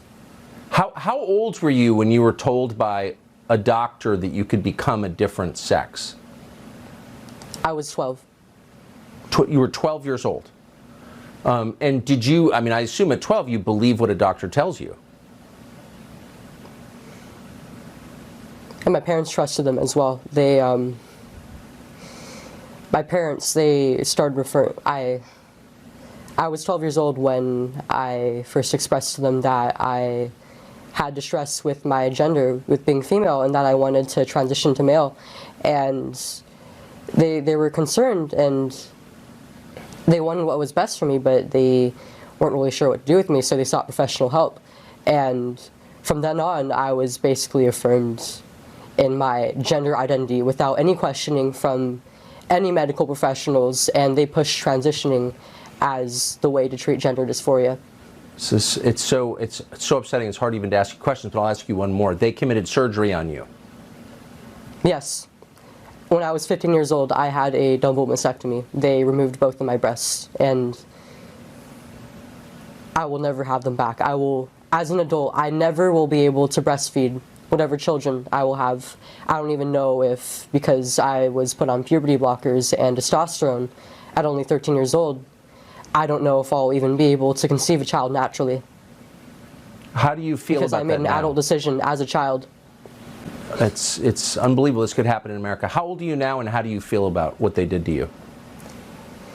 I'm 18 years old now, and quite frankly, I am devastated with what has happened to me. Yep. It's been very hard to cope with the loss of my breasts, and it's affected other areas of my health as well. I'm really not sure about the overall picture of my reproductive health, and the treatments have made me very, very sickly, actually. Harmeet, just in 10 seconds, how can this be legal? Well, Tucker, the Center for American Liberty, which is representing Chloe here, believes it is illegal. Our website at libertycenter.org has the letter, very detailed letter that details all of the medical symptoms that Chloe has and the medical malpractice and, frankly, mutilation that was perpetrated by these medical professionals. We intend to stop it, and we want to hear from other people who have had these problems as well. We intend to shut these barbaric and unnatural practices down. God bless you for doing that. I mean it. Thank you. Harmeet Dillon, Chloe Cole, I'm so sorry. Thanks. Thank you. Thank you, Tucker. Next segment tells you a lot about where political division in this country is coming from. We'll be right back. The smartest, most interesting people we've ever interviewed. He spent time in prison as a young man in Egypt for being an Islamic extremist, which he was. Then years later, the Southern Poverty Law Center put him on a list of anti-Muslim extremists. In response, he sued the Southern Poverty Law Center successfully for defamation. The point is, he knows a lot about extremism. We talked to him recently on an episode of Tucker Carlson Today about why there's so much more in this country, and his answer, and he would know, is because our ruling class is funding it. Here's part of the conversation. We have to understand the way our politics works to understand what's happened here with the left. Yeah? So if you understand that above politics sits finance, and above finance sits ideas. Yes. Because it's not enough just being rich, you have to know what to do with it, right? So on that 2 stages above, ideas stage, if you're so wealthy and you have ideas about the future that aren't left-right ideas, they're civilizational ideas, yeah? Yes. They're ideas about the direction that you want to take your civilization towards. Left and right disputes, once you're there, 2 stages above that, are simply tools for your direction of travel. Exactly. So you can take your finance with your ideas, your civilizational ideas about the direction of travel, and you can either send it rightwards or leftwards, depending on what you want to achieve. He's an amazing person, and that interview is well worth it.